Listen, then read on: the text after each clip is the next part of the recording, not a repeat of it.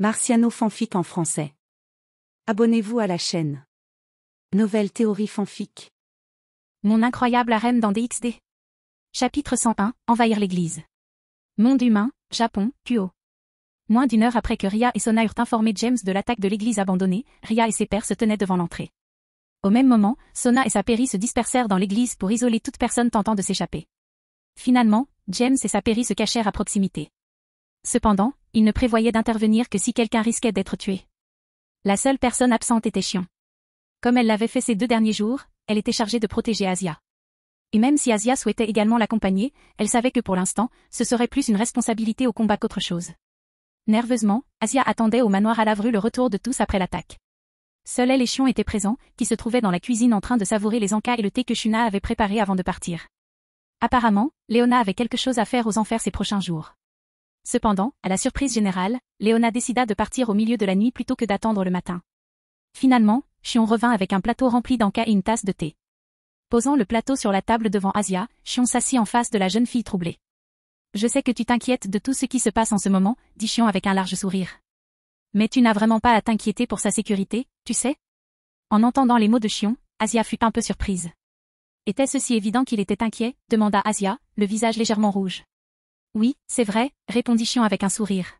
« On se ressemble beaucoup sur ce point. J'ai aussi tendance à avoir le cœur sur la main. » L'Asie rougit encore plus après que Shion eut fini.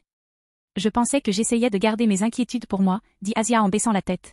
« Il n'y a rien de mal à montrer que tu te soucies des gens qui te sont chers, Asia-chan, » dit Shion en s'approchant de la petite table entre elle et Asia et en tapotant l'épaule de l'ancienne religieuse. « Je sais, mais... » dit Asia, avant d'être interrompue.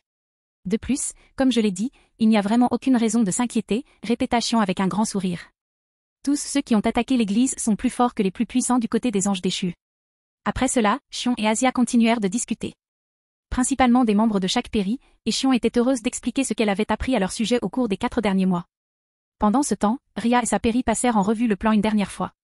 D'accord, tout le monde. N'oubliez pas, Akeno et moi n'agirons que si la situation semble dangereuse pour vous tous lorsque vous combattrez les anges déchus, dit Ria en croisant les bras sous ses seins, soulignant leur volume encore plus que d'habitude.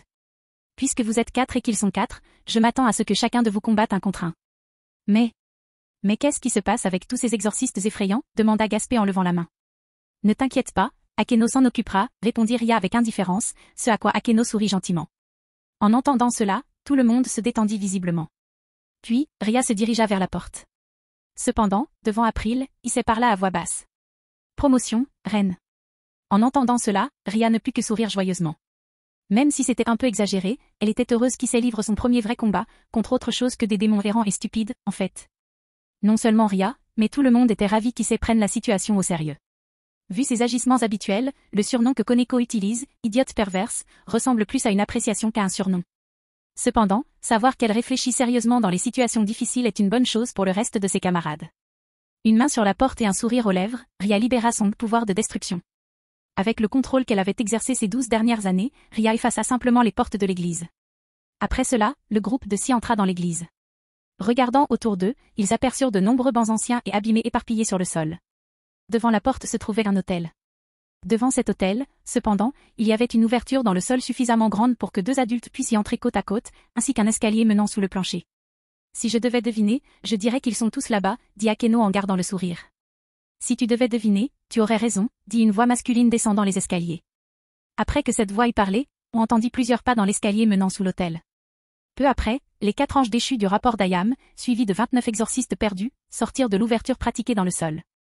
Il n'est pas là, dit doucement Koneko en reniflant subtilement l'air. En entendant cela, Ria sourit et parla aux anges déchus. On dirait que l'un des vôtres s'est enfui, dit Ria, provoquant son opposition de la main gauche sur la hanche tout en passant la main droite dans ses cheveux.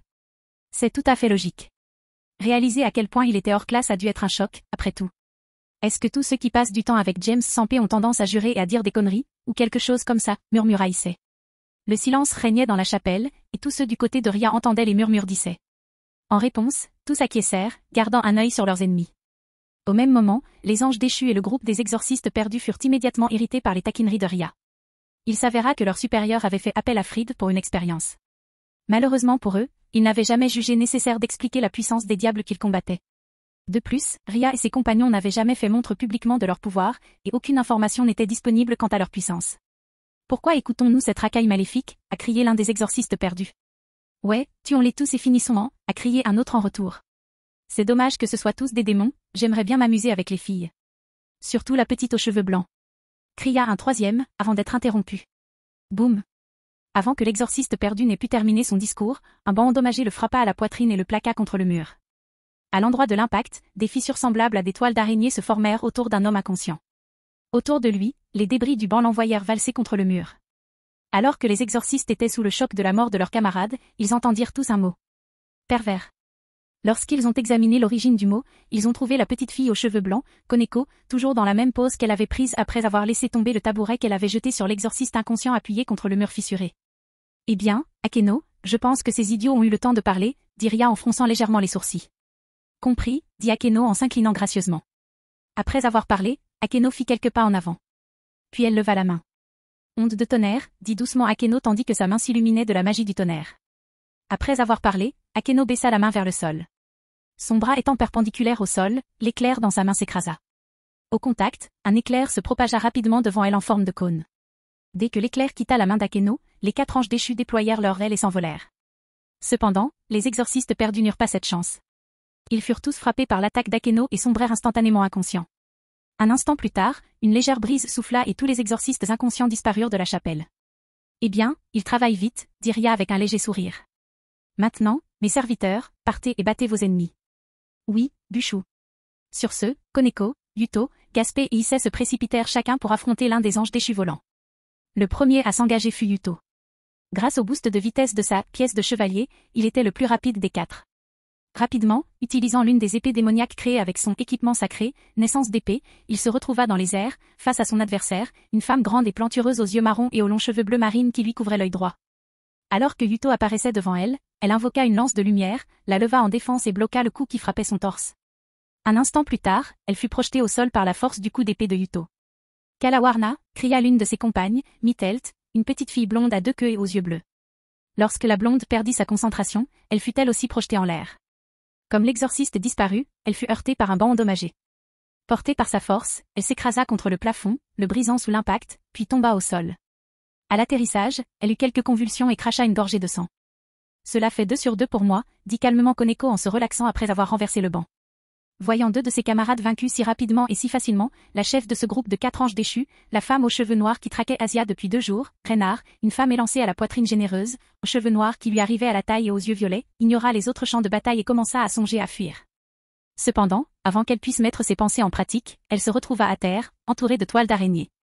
Qu'est-ce qui s'est passé, pensa Reynard. Comment ai-je pu me retrouver projetée en l'air?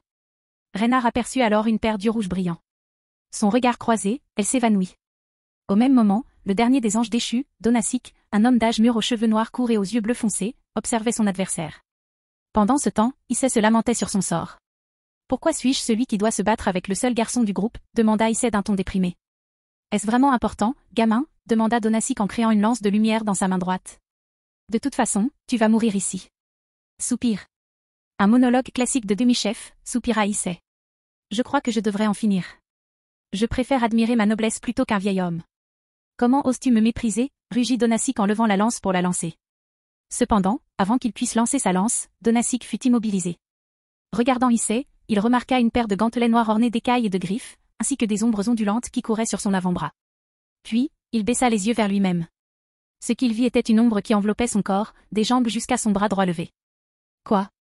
Demanda Donasik, perplexe. Quand et comment? Oh, tu parles d'ombre, demanda Issei d'un ton désinvolte. Il leva ensuite ses mains gantées. La manipulation des ombres est le pouvoir de mon Sacred Gear, Shadow Claws. Je dois dire qu'envelopper des filles sexy dans des tentacules d'ombre est bien plus agréable qu'envelopper un vieil homme. Avant qu'Issei ne puisse continuer, Koneko apparut au-dessus de la tête de Donasik et lui asséna un coup de poing.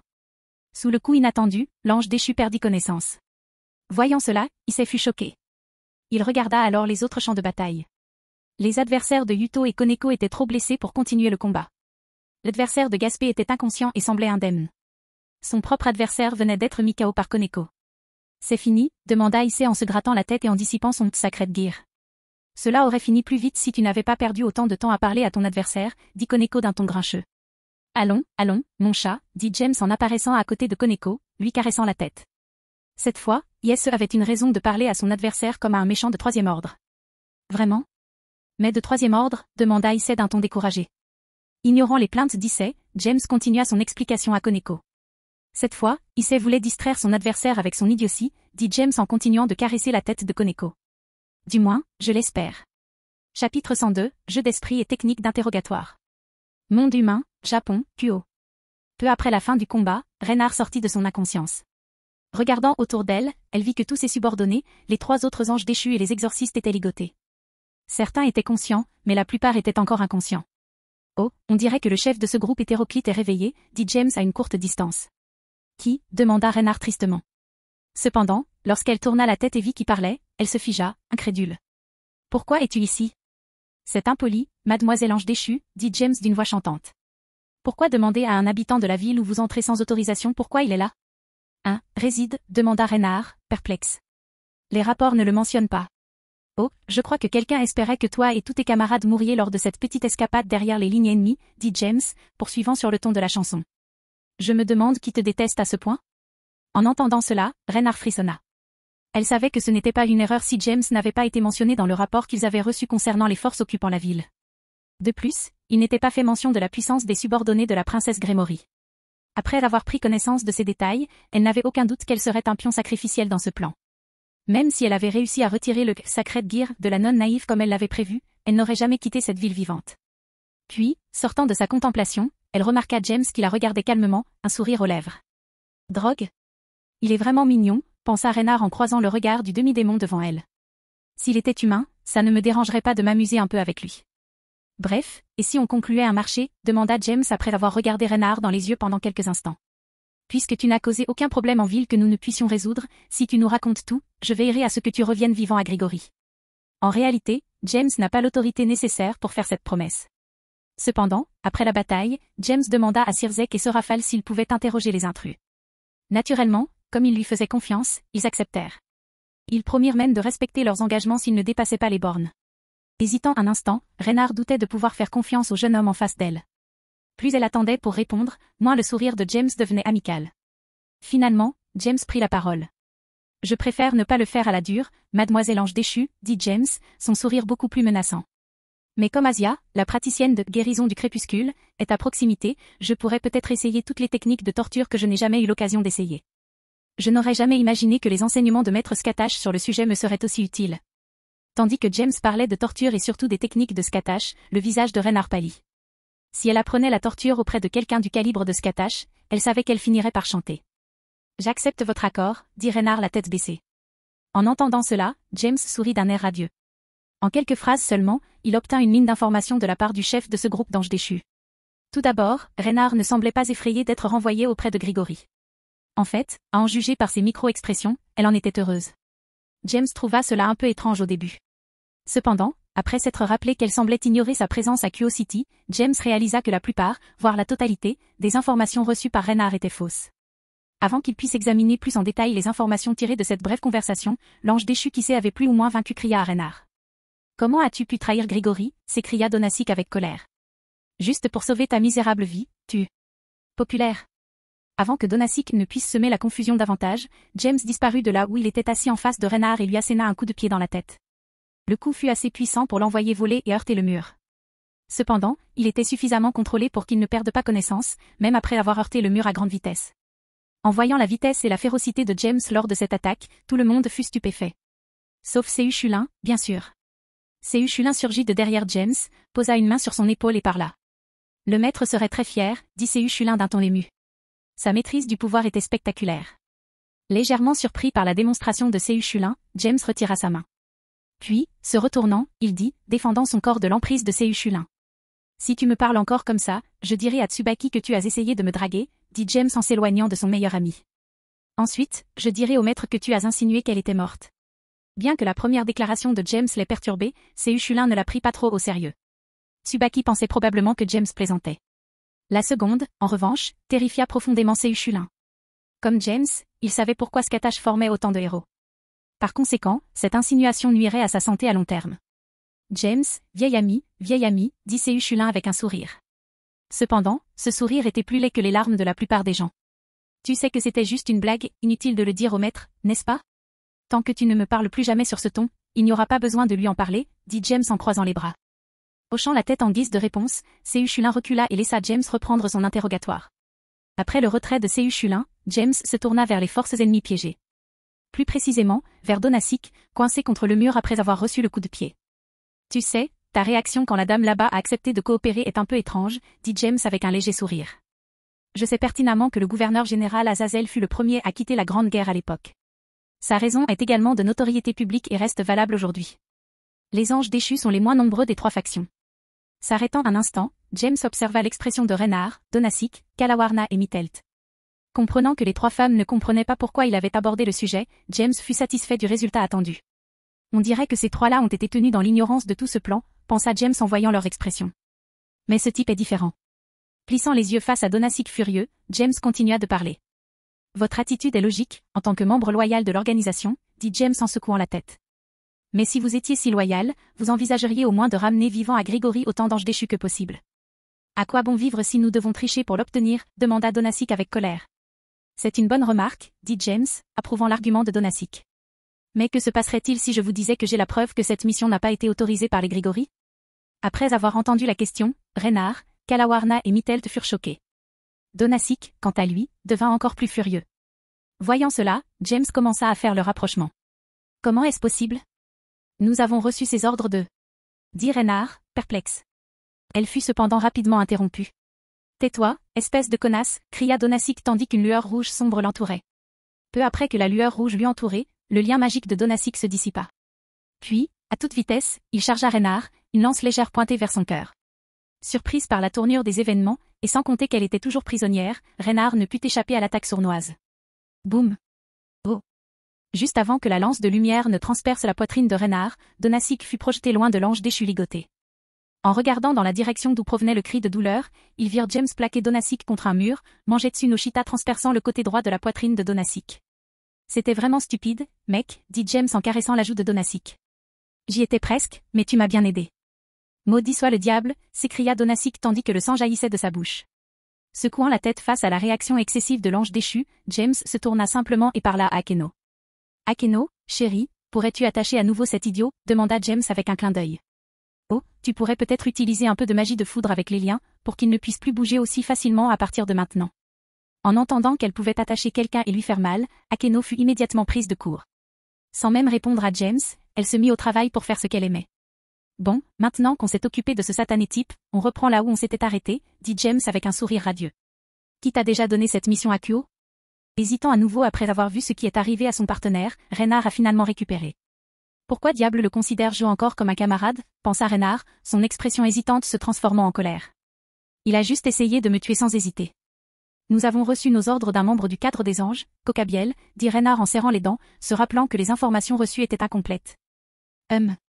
Ce nom me dit quelque chose, dit James en lui caressant le menton. Dis donc, Riri, que sais-tu de ce Cocabiel? Bien sûr, c'était une autre tactique de James pour lui soutirer des informations. La réaction de Reynard en le voyant sortir de son état inconscient laissait clairement entendre qu'il connaissait sa réputation, dans une certaine mesure. Cependant, compte tenu de son entraînement auprès de Scatash, James était persuadé que s'il se désintéressait de Cocabiel au point de ne pas se soucier de lui, elle risquait de trop réfléchir. Cocabiel, comme elle l'a dit, fait partie du groupe de Grigory, dit Ria en croisant les bras. D'après nos archives, elle est membre de la faction radicale de Grigory. Son souhait est que la Grande Guerre reprenne.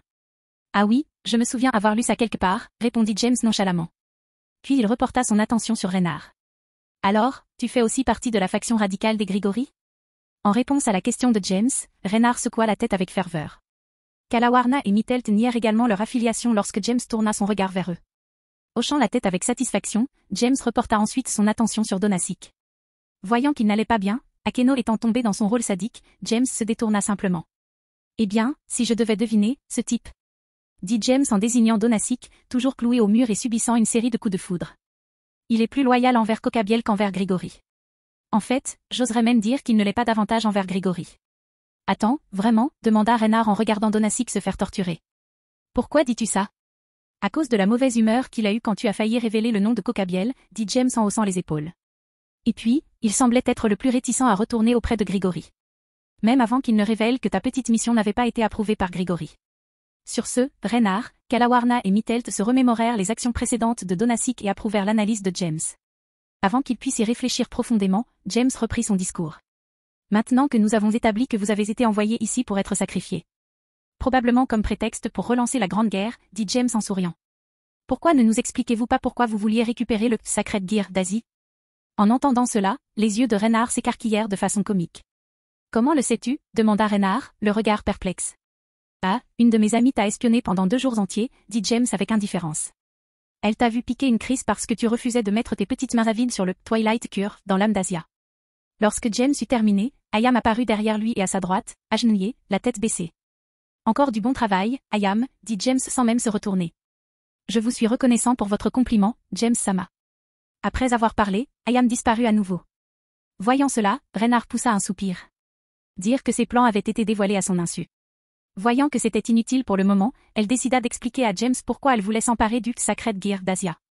Tout ce que j'ai fait, c'était pour gagner les faveurs du Seigneur Azazel, dit Reynard, la tête baissée. Un Yander, hein, murmura James, distrait. Comme si elle n'avait pas entendu James, Reynard continua. Je pensais que si j'avais le pouvoir de guérir, je pourrais aider le Seigneur Azazel dans ses ambitions. Du moins, c'est ce que... Reynard s'interrompit, la surprise lisant son visage. Puis, d'une voix faible, elle reprit, Cocabiel m'a dit. Zut, tu t'es fait manipuler par ce fils de pute dès le début, hein, dit James avec indifférence. On sait maintenant pourquoi tu la voulais. La question suivante, comment as-tu su qu'elle était? Non, je pense qu'il serait plus approprié de dire quand elle allait être excommuniée. Nous avons été avertis par un démon, dit Reynard, toujours abattu, après avoir réalisé à quel point elle avait été complètement trompée. Comme je le pensais, une conspiration, dit James, exaspéré. Bref, emmenons ces prisonniers aux enfers. Il faut aussi rapporter tout ce qui est arrivé à Lord Lucifer et à Lady Léviathan. En entendant la référence de James à Sirzek et Serafal, tous les démons présents furent choqués. Leurs expressions le montraient clairement. Comprenant pourquoi ils en étaient arrivés là, James reprit la parole. Ne me regarde pas comme ça, dit James en haussant les épaules. Même moi, je sais comment me comporter quand je travaille. Chapitre 103, conséquences de l'attaque contre l'Église. Enfer, territoire de Satan, capitale, Lilith. Assis dans son bureau, Sirzek lut le rapport remis par sa jeune sœur, Ria. En le lisant, il ne put dissimuler le sourire qui illumina peu à peu son visage. Elle a beaucoup grandi ces dernières années, dit Sirzek en souriant. Je savais que ce n'était qu'une question de temps. Et il disait que je la gâtais trop. Tu l'as sans doute trop gâtée, dit Greffia depuis sa position derrière Sirzek. Et tu n'as rien à voir avec sa croissance. Incapable de discuter avec sa femme, Sirzek ne put que baisser la tête. Cependant, il ne perdit jamais sa fierté pour l'évolution de sa sœur. Greffia se demandait combien de temps il faudrait à son contact pour trouver des preuves des méfaits du conseil du diable. Cependant, voyant l'ampleur de la tâche cette fois-ci, elle resta patiente. Enfer, territoire Phénix, domaine Phénix. Au même moment, dans une pièce richement décorée, le fiancé de Ria, Risé Phénix, un grand et beau jeune homme aux cheveux blonds courts et aux yeux bleus foncés, recevait également le rapport de la défaite de Ria contre les anges déchus qui avaient envahi son territoire dans le monde. Ria a enfin grandi pour être mon épouse, dit Risé avec un sourire diabolique. Je pense qu'il est temps de faire avancer ce mariage. Pourquoi devrais-je l'attendre encore? En entendant cela, la noblesse de Risé, un groupe de 15 belles femmes diaboliques, pensa que leur roi prenait peut-être la chose un peu à la légère. Surtout quand le membre officieux le plus fort de la nouvelle génération était le meilleur ami de Ria. Grand frère, es-tu sûr que ce sera aussi facile que tu le penses, dit Ravel Phénix, une belle fille aux yeux bleus foncés et aux longs cheveux blonds coiffés en 2 couettes se terminant par de grandes boucles en forme de forêt maintenues ensemble par des rubans bleus, une frange couvrant son front et l'arête de son nez, la sœur cadette de Risé. Ne t'inquiète pas, Ravel, dit Risé, son sourire restant inchangé. Ria n'est rien d'autre qu'une enfant gâtée qui n'a jamais eu à travailler dur pour quoi que ce soit de sa vie. Si je devais deviner, le conseil lui a simplement attribué le mérite qui revenait à cette sans-mêlée répugnante. Je sais, elle n'est pas assez compétente pour gérer un groupe d'anges déchus avec autant d'adresse. J'espère que tu as raison, dit Ravel d'un ton incertain. Monde humain, Japon, Kuo. Après avoir mené à bien l'attaque de l'église abandonnée, Ria et Sona transportèrent les captifs aux enfers. Leur objectif était de tenter d'obtenir des informations que James ne pourrait leur soutirer. Après cela, et rendant compte directement au conseil du diable, Ria, Sona et leurs compagnons retournèrent à Kuo. Le lendemain matin était le premier jour de la semaine dorée. Bien sûr, il n'y avait pas d'école. De ce fait, James, Ria et Sona, ainsi que tous les membres des 3 familles nobles, se réunirent à l'arrière du manoir à Lavru pour profiter d'un barbecue. Léona et Asia étaient bien sûr présentes. Pendant que James s'occupait du barbecue, tous les autres se divisèrent en petits groupes pour discuter ou simplement profiter de leur temps libre après l'école. Finalement, Léona posa la question qui trottait dans la tête de tous. Alors Asia, maintenant que les anges déchus qui t'ont piégé ont été éliminés, que comptes-tu faire? Demanda Léona d'un ton détaché après avoir discuté un peu avec Lady, Chion et Asia. Bien que sa voix ne fût pas très forte, tous les présents étaient des êtres surnaturels, à l'exception d'Asia. De ce fait, ils n'eurent aucun mal à entendre la question de Léona. Après que celle-ci eut été posée, le volume sonore de la voix dans la cour baissa considérablement. Après avoir réfléchi quelques instants à la réponse de Léona, Asia baissa la tête. « Je ne sais pas », répondit Asia d'une voix impuissante. En entendant cela, tout le monde put compatir. Ces dernières semaines, elle avait perdu tout ce qu'elle aimait, et sa vie était planifiée par ceux en qui elle avait confiance. Cependant, les plus observateurs dans la cour remarquèrent aussi les regards que la religieuse blonde lançait de temps en temps à un certain garçon à la peau sombre. « Eh bien, si tu veux quelques conseils de ma part, dit Léona, toujours sur le même ton décontracté. » En entendant cela, Asia regarda Léona avec curiosité. Voyant qu'elle avait capté son attention, Léona poursuivit son discours. « Je te suggère de rejoindre l'un des nobles présents, dit Léona après avoir bu une gorgée de soda. Même si tu ne pouvais pas prier verbalement, tu n'aurais plus jamais à craindre d'être seule. » Quelques instants plus tard, Asia sortit de sa contemplation suscitée par la suggestion de Léona. Elle finit par poser sa propre question. « Est-ce que ça veut dire que je ne suis plus humaine ?» demanda Asia avec appréhension. « C'est vrai, dit Léona d'un ton désinvolte. Mais ce n'est pas aussi grave que tu le penses. Tu peux me demander, ou demander à plusieurs personnes présentes, si tu veux l'avis de quelqu'un qui a vécu la même chose. » En entendant cela, Asia regarda autour d'elle. Établissant un contact visuel avec les diables réincarnés, elle reçut de doux sourires et hochements de tête. Et elle comprit que chaque hochement de tête lui signifiait qu'elle pouvait leur parler si elle souhaitait leur avis. Cependant, le sourire et le hochement de tête qui retinrent le plus son attention furent ceux d'Issei, bien sûr. Voyant cela, Asia prit sa décision instantanément. Et voyant la détermination dans son regard, Léona comprit que sa décision était également prise. « Il semble que vous ayez déjà pris votre décision, dit Léona en souriant. Je vous suggère de rejoindre la pairie de mon fils. Malheureusement, je ne pense pas que vous soyez le candidat idéal pour son dernier travail. » Pièce, demanda Asia, perplexe. Léona a ensuite expliqué à Asia le système Evil Peace, le matchmaking et le système Rank Game. Après avoir écouté les explications de Léona, Asia a pris sa décision. « Est-il possible d'être dans la même noblesse qu'Issei ?» demanda Asia en rougissant. En entendant la question, tous les présents, à l'exception de Dante qui n'y prêtait pas beaucoup d'attention, trouvèrent la fille mignonne. Au même moment, Ria s'approcha d'Asia et lui parla en souriant. « Bien sûr que c'est possible. J'ai 2 rôles qui te conviendraient parfaitement, dit Ria en souriant. » Puis, Ria s'est approchée d'Asie et 3 pièces maléfiques sont apparues dans sa paume. « Mon dernier fou et mes 2 derniers pions, dit Ria en voyant les pièces apparaître. À en juger par sa personnalité, je ne pense pas pouvoir attendre grand-chose d'elle en attaque, pensa Ria, son regard passant sans cesse du fou au pion. Ça me facilite la décision. Après avoir réfléchi un instant, Ria prit les 2 pions. James pensa en même temps. Mes premières impressions étaient donc justes, pensa James en continuant à cuisiner. Les pièces montrent au roi non seulement quel rôle convient à la personne en question, mais aussi combien de temps il faut pour la réincarner. Alors que James vérifiait sa précédente conjecture, Ria avait déjà enfoncé les 2 pions dans la poitrine d'Asia. Quelques instants plus tard, comme tous ceux qui se réincarnent en diable, une paire d'ailes de chauve-souris noire jaillit du bas du dos d'Asia. Comprenant que sa transformation était terminée, Asia baissa les yeux vers son propre corps. Puis, lorsqu'elle remarqua les ailes dans son dos, elle laissa échapper un soupir rempli d'émotions contradictoires. Elle était à la fois heureuse et triste de ce changement. Heureuse d'avoir désormais un lieu où elle se sentait bien et des personnes qui prendraient soin d'elle. Triste de savoir qu'elle ne pourrait plus prier le Seigneur comme elle le faisait toujours lorsqu'elle avait besoin d'être rassurée. Cependant, ses pensées intérieures étaient interrompues par les cris des autres. « Félicitations, Asia !» crièrent-ils tous à l'unisson. « Bienvenue dans la famille !» cria la pairie de Ria. « Maintenant, tu n'as plus à t'inquiéter, dit Léona en serrant Asia dans ses bras. Tu viens de gagner une famille formidable sur laquelle compter. » À ces mots, le barrage qui bloquait les larmes d'Asia s'est brisé. Dans les bras de Léona, elle a pleuré comme une enfant. L'isolement après que l'Église a découvert son pouvoir de guérison, l'excommunication, la tromperie des anges déchus, la vie qu'elle a menée ces 10 dernières années a été très stressante. Et à cet instant, elle a pu tout laisser aller. Voyant cela, Ria et sa pairie se levèrent et s'approchèrent de la jeune fille en pleurs. Léona se détacha alors d'elle et fut rapidement prise dans une étreinte collective par tous les membres de la pairie de Ria. Voyant l'ambiance joyeuse qui entourait Ria et sa noblesse, tout le monde sourit, même Dante. Puis, après avoir fini de préparer le repas et l'avoir retiré du grill, James s'approcha de sa mère. La prenant dans ses bras, il lui parla doucement. « Je pense que j'ai encore un long chemin à parcourir si je veux aider des gens comme ça, » a déclaré James avec un sourire en serrant sa mère dans ses bras. « Mais je pense que tu fais de bons progrès, » dit Léona en regardant autour d'elle et en constatant les progrès réalisés par certaines personnes présentes concernant leur propre traumatisme. « Crois-moi, ma puce, tu y arriveras. » Finalement, le temps reprit son cours normal. Puis, avec un sourire malicieux, Ria posa une question à Asia. « Alors, préférerais-tu vivre avec moi et le reste de la noblesse, ou préférerais-tu vivre avec Issei, qui vit séparé de ses parents ?» Cela rendit le phare qu'Asia portait déjà encore plus vif. Puis, à voix basse, elle répondit. « Oui. Si ça ne te pose pas de problème, j'aimerais vivre avec Issei. En voyant et en entendant cela, la plupart des gens arborèrent un sourire entendu. Issei, inconscient de ce que voulait dire Asia, se frappa la poitrine du poing. Ça ne devrait pas poser de problème, dit fièrement Issei. Je suis sûr que mes parents seraient ravis de t'avoir. De plus, je serai là pour prendre soin de toi. Bon sang, dit James, découragé. Je n'aurais pas dû être surpris, mais je l'étais. Que veux-tu dire, demanda Léona avec curiosité. C'est l'incarnation même du protagoniste borné, dit James, frustré. S'il ne découvre pas qu'il m'apprécie d'ici la fin de l'année scolaire, je lui ferai subir l'une des séances d'entraînement infernal du maître. Même si James parlait suffisamment bas pour qu'Issei ne puisse pas l'entendre, Issei frissonna quand même en sentant un frisson lui parcourir le dos. Issei, ça va, demanda Asia, ayant remarqué le changement dans l'expression d'Issei. Tout va bien, Asia-chan, dit Issei avec un sourire forcé.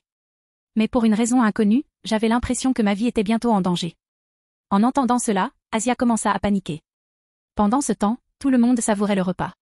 Issei finit par oublier le froid qu'il avait ressenti plus tôt. Et pendant le reste de l'après-midi, tout le monde profita simplement de cette journée de repos, loin de l'école et de l'entraînement. Finalement, le soleil commença à se coucher et la fête commença à s'éteindre.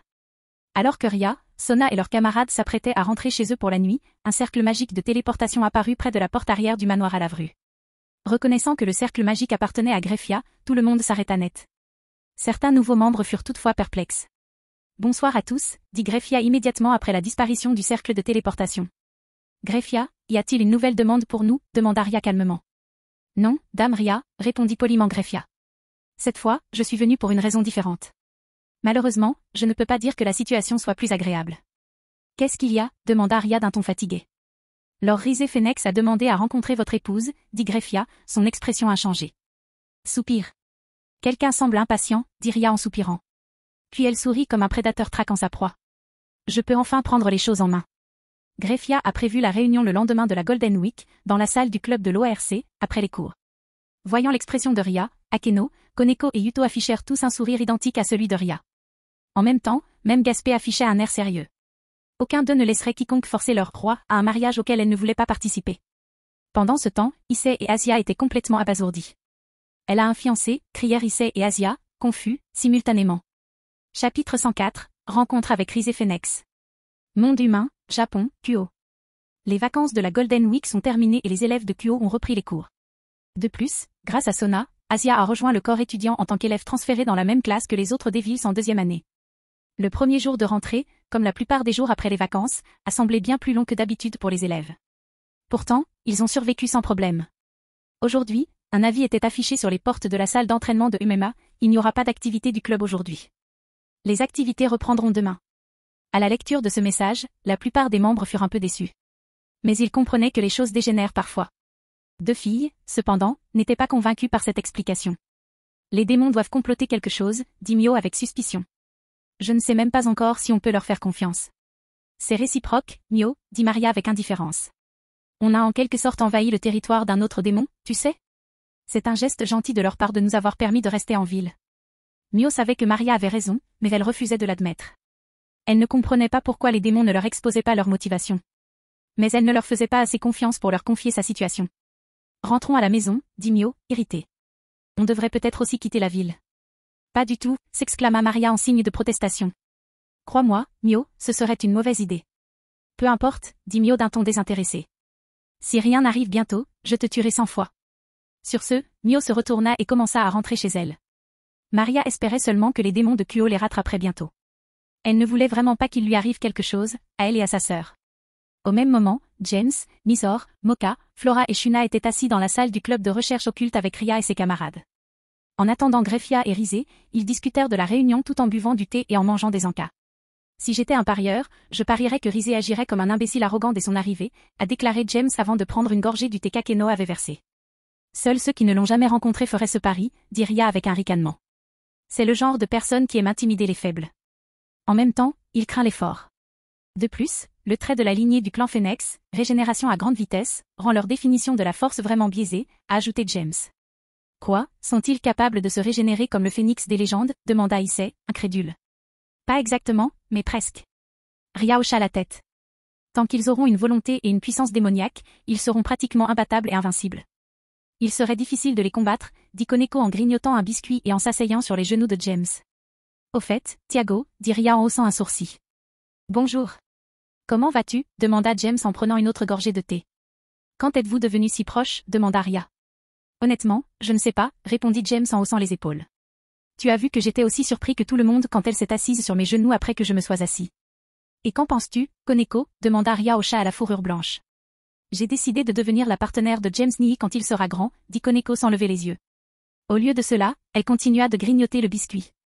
Ria ne put que soupirer devant cette réponse prévisible. Puis elle regarda à nouveau James. Comment attires-tu les filles de ma noblesse? Demanda Ria, frustrée. C'est probablement parce que je les aide à surmonter les traumatismes de leur enfance, répondit James avec indifférence. D'ailleurs, je ne les ai pas tous, si.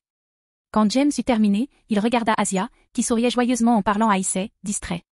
Puis, le reste du groupe se tourna vers Asia. Et lorsqu'ils le firent, ils sourirent tous joyeusement. Sentant les regards du reste du groupe, Asia tourna la tête et vit tout le monde lui sourire. Aussitôt, son visage prit une teinte rouge, semblable aux cheveux de Ria.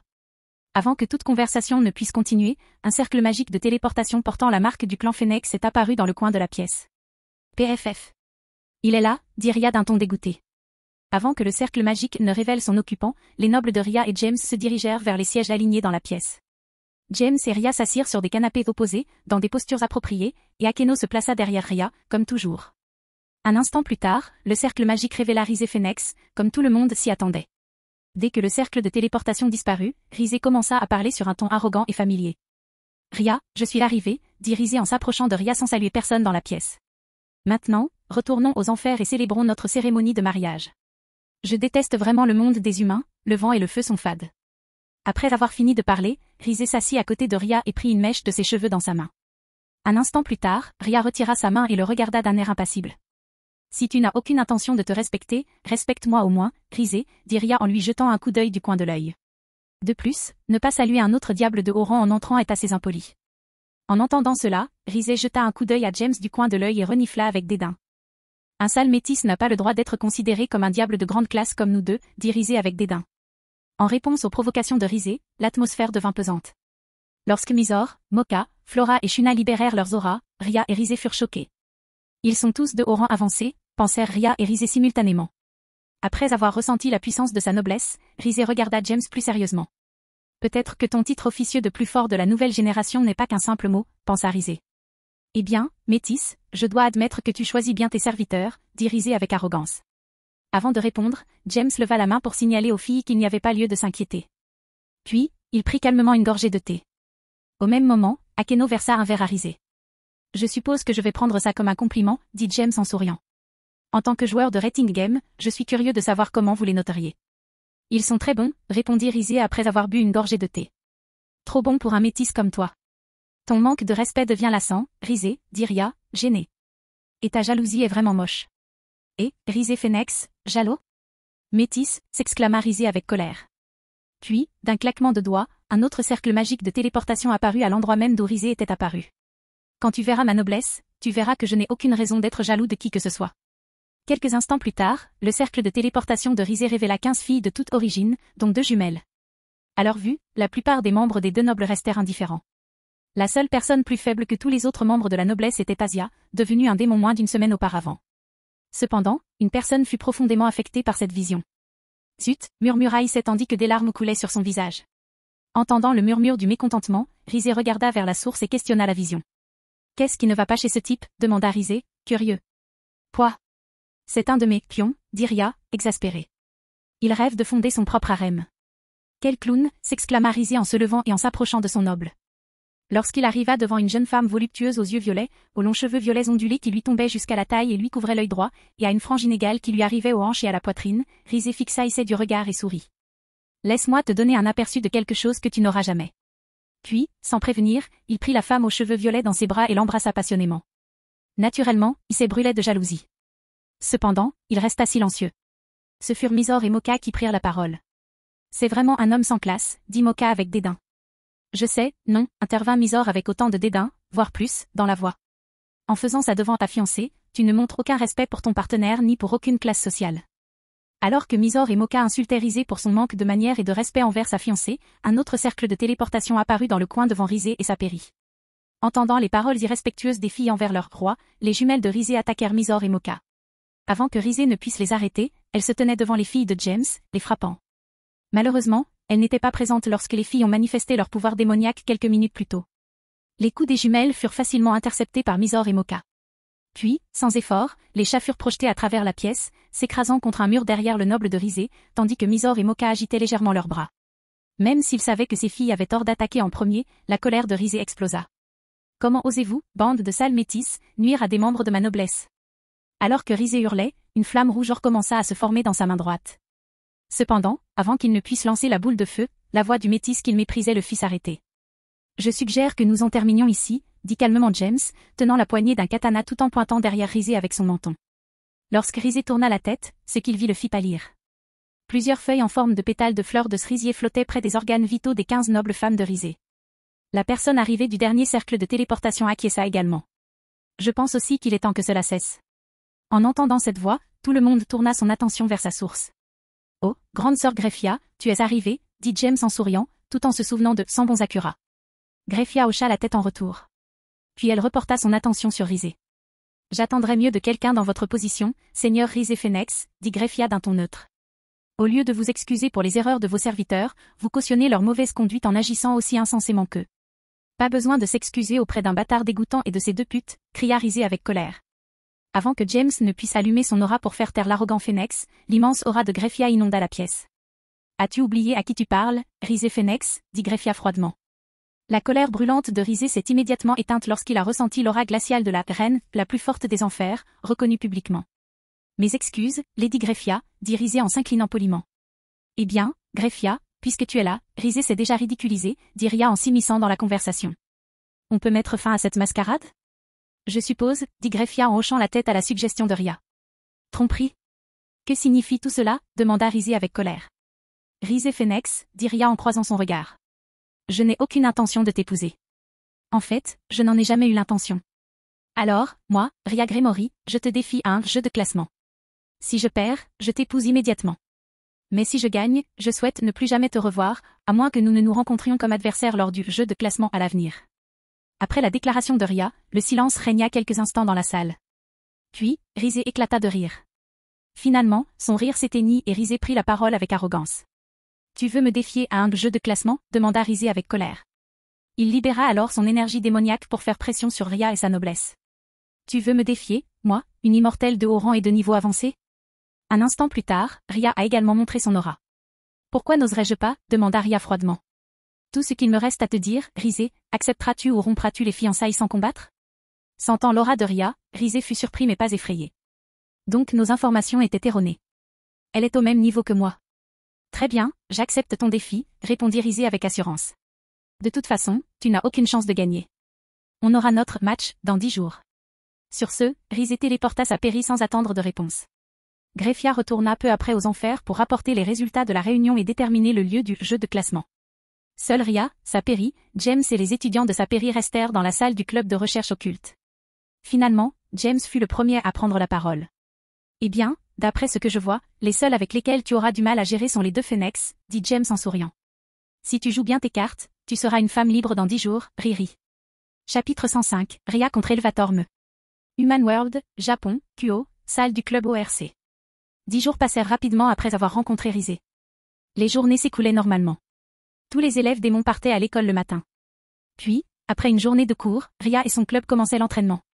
Pendant ce temps, James et Sona terminaient leurs activités extrascolaires. Après cela, Sona rentrait chez elle et commençait son entraînement avec ses camarades. James, quant à lui, quittait sa Péri avec son propre entraînement et aidait Ria. À ce moment précis, moins d'une heure avant le début du jeu de classement, Ria et ses camarades étaient réunis dans la salle du club de recherche occulte. Assis à leur place habituelle, chacun se préparait à la bataille à venir, à sa manière. Buchou, pourquoi n'as-tu pas l'air nerveux du tout? Demanda Issei à Ria, curieux. Ce à quoi Issei faisait référence est le fait que lui et Asia sont tous deux nerveux et quelque peu effrayés, le reste du groupe, à part Gaspé, semble aller bien. C'est là que tu te trompes, Issei, répondit Ria en souriant. Nous aussi, on est nerveux. La différence, c'est qu'on s'entraîne pour ça depuis plus d'années que toi. On a donc hâte de mettre notre entraînement en pratique. Ouais, c'est difficile de croire que cela fait plus de 4 ans, a déclaré Akeno avec un sourire nostalgique. Mais on n'était que 3, 4, Gaspé et moi, dit Yuto avec un sourire lui aussi. Parfois, j'ai cru mourir pendant l'entraînement. Ouais, l'entraînement était vraiment, difficile parfois, acquiesça Gaspé. Oh, vous avez tous les deux tort, dit Akeno, son sourire s'élargissant. Une lueur sadique commença à briller dans ses yeux. Je veux dire, ça fait plus de 4 ans que Ria a giflé James et l'a tellement mis en colère qu'il ne lui a plus adressé la parole pendant 1 an. Akeno, hurla Ria, paniquée et gênée. Oh, je me souviens aussi de ce jour-là, dit Koneko en levant les yeux du biscuit qu'elle grignotait. En entendant cela, Yuto, Gaspé, Issei et Asia furent choqués. Imaginez que James puisse mettre Ria tellement en colère qu'elle le gifle. Je n'arrive pas à croire que James ait pu mettre quelqu'un en colère à ce point, pensa Yuto, la bouche légèrement ouverte. Cependant, tes taquineries peuvent être un peu irritantes. James a dû être vraiment effrayant ce jour-là, pensa Gaspé. Mais James est quelqu'un de tellement gentil, pensa Asia. Un peu coquin, mais dans l'ensemble, c'est quelqu'un de bien. Ah. Ce salaud s'est fait gifler, pensa Issei avec enthousiasme. J'ai vraiment envie d'entendre cette histoire. Je sais ce que vous pensez tous, dit Akeno en désignant ses élèves du doigt. Je peux vous garantir que, du début à la fin, tout était de sa faute. Quand Akeno eut terminé, son doigt pointa directement vers Ria. Ria, de son côté, rougit de gêne et se couvrit le visage de ses mains. Devant cette réaction, tout le monde fut plus enclin à croire la déclaration d'Akeno. Alors, que s'est-il passé exactement, demanda Issei avec curiosité. Oui, j'aimerais savoir aussi, dit Asia, les yeux brillants. Fu. Akeno rit en se couvrant élégamment la bouche. Tu veux que je te raconte l'histoire? Ou tu préfères la raconter toi-même, Ria? Soupir. Je vais raconter l'histoire moi-même, dit Ria, se calmant en se remémorant son passé embarrassant. Cette histoire a commencé quelques jours après que j'ai appris mes fiançailles avec Rise, le jour du 14e anniversaire de James. Human World, Japon, Kuo, bureau du conseil des étudiants. Pendant que Ria et ses camarades se préparaient pour le jeu de classement, James était assis dans le bureau du conseil étudiant, à côté de Ria et Tsubaki. Et comme Ria et ses camarades, ils discutaient et buvaient du thé. Je suis désolé, Tsubaki. J'aurais amené Lancé avec moi si le règlement l'avait permis, dit James après avoir bu une gorgée du thé servi par Tsubaki. Malheureusement, seul un roi et sa reine ont pu assister à cette partie privée. Ne t'inquiète pas, Thiago, répondit Tsubaki en rougissant et en souriant. Je compte le voir après ce match. Oh, je suppose que mon conseil a fonctionné, dit James avec un sourire surpris. Je savais que j'étais trop passif dans leur relation. Réalisant que ses paroles révélaient à quel point elle et Seu Chulin étaient éloignés dans leur relation, Tsubaki rougit encore plus, puis essaya de le cacher en ajustant ses lunettes et en parlant à voix basse. Merci beaucoup, dit Tsubaki d'une voix qu'aucun humain normal ne pouvait entendre. Ne t'inquiète pas, Tsubaki, dit James avec un signe de la main dédaigneux. Lancé n'est pas seulement ton petit ami, c'est aussi mon meilleur ami. Je serai prêt à l'aider quand il en aura besoin. Mais il ne s'en tirera pas en lui faisant vivre un enfer. Et comment savais-tu exactement ce qui dérangeait Tsubaki dans votre relation, demanda Sona en plissant les yeux. Ne me regarde pas comme si je volais l'amant de ma meilleure amie, Sona, dit James avec indifférence. Je vous ai tous entendu en parler. Alors, tu nous espionnais, demanda Sona.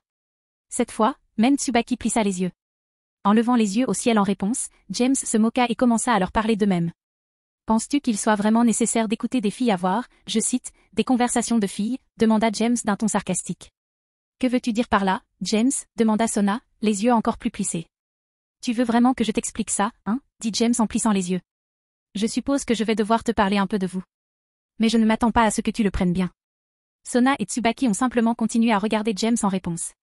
Tout d'abord, contrairement à ce que vous pourriez penser, les filles, le langage de filles n'est jamais aussi fluide qu'on le croit, dit James après avoir bu une gorgée de sa tasse de thé. Vu que vous étiez 6 à parler en même temps, ce qui est plutôt impressionnant, d'ailleurs. J'aimerais savoir comment vous avez pu si bien suivre tout ce que tout le monde disait en même temps. Vous parliez tout en même temps, sans compter que dans le couloir des voitures, vous parliez très fort. Et j'ai entendu des choses, même si je ne le voulais pas. Alors pourquoi ne l'as-tu pas gardé pour toi, demanda Sona d'un ton sévère. Complètement indifférent au regard noir de Sona, James répondit, parce que c'était une information qui pourrait aider ma meilleure amie. Je ne comprends même pas pourquoi tu es si contrarié, Sona. Tsubaki est content du résultat. Alors, quel est le problème? Le fait est que tu écoutais dès le départ, dit Sona en faisant la moue. Avant que tu ne t'énerves davantage, j'ai une proposition à te faire, dit James avant que Sona ne s'énerve. La prochaine fois que toi et les filles de notre classe entamez une conversation alors que vous pensez que vous êtes toutes les 6 à écouter, enregistre-la. Ensuite, quand vous serez seuls, écoutez et voyez si ce que je dis est inévitable ou non. Soupir. D'accord, acquiesça Sona en soupirant. Je remettrai le procès à plus tard. Après cela, il y eut quelques instants de silence gêné. Finalement, ce fut Tsubaki qui le brisa. Tu les aides à s'entraîner depuis que tu as rencontré Rise, dit Tsubaki, essayant de ramener la conversation à son ton habituel. Comment penses-tu qu'ils s'en sortiront face à leur Rise, un joueur expérimenté en partie classée? Eh bien, tant qu'ils ne commettent pas d'erreurs graves, ils ne devraient pas considérer la noblesse de Rise comme un enjeu majeur, dit James après quelques secondes de réflexion. Bien que la noblesse de Ria ne soit pas encore complète, à l'exception d'Asia, je suis sûre qu'elle surpasse les filles de Rizé en puissance et en polyvalence. Exact, et vu qu'Akeno et Koneko ont actuellement le dessus, ils pourraient probablement éliminer ces 15 filles à eux seuls, dit Sona, abondant dans le sens de James. De plus, les véritables clés de cette bataille sont. À ce moment-là, le moniteur spécialement configuré a clignoté, détournant l'attention du groupe de la conversation. Ah, c'est ce moment-là, n'est-ce pas, dit James en regardant l'écran. Bonsoir, mesdames et messieurs. Ici Greffia Lucifuge. Je serai l'arbitre du match de classement privé de ce soir entre le seigneur Rizé Phoenix et Dame Ria Gremory. Les règles du match sont les suivantes. La durée du match est de 6 heures. L'équipe qui vaincra le roi adverse remportera la victoire. Un maximum de 2 larmes de Phoenix sera autorisé par équipe. C'est assez simple, dit James avec indifférence après avoir entendu les règles. Ils essaient probablement de mettre Ria sur un pied d'égalité, dit Sona en ajustant ses lunettes. Après tout, c'est leur première partie avec classement. C'est vrai, dit James en hochant la tête.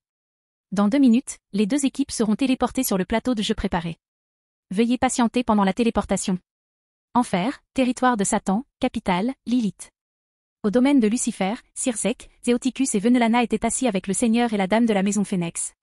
Étant membres de leurs familles respectives, ils étaient naturellement intéressés par l'issue du conflit.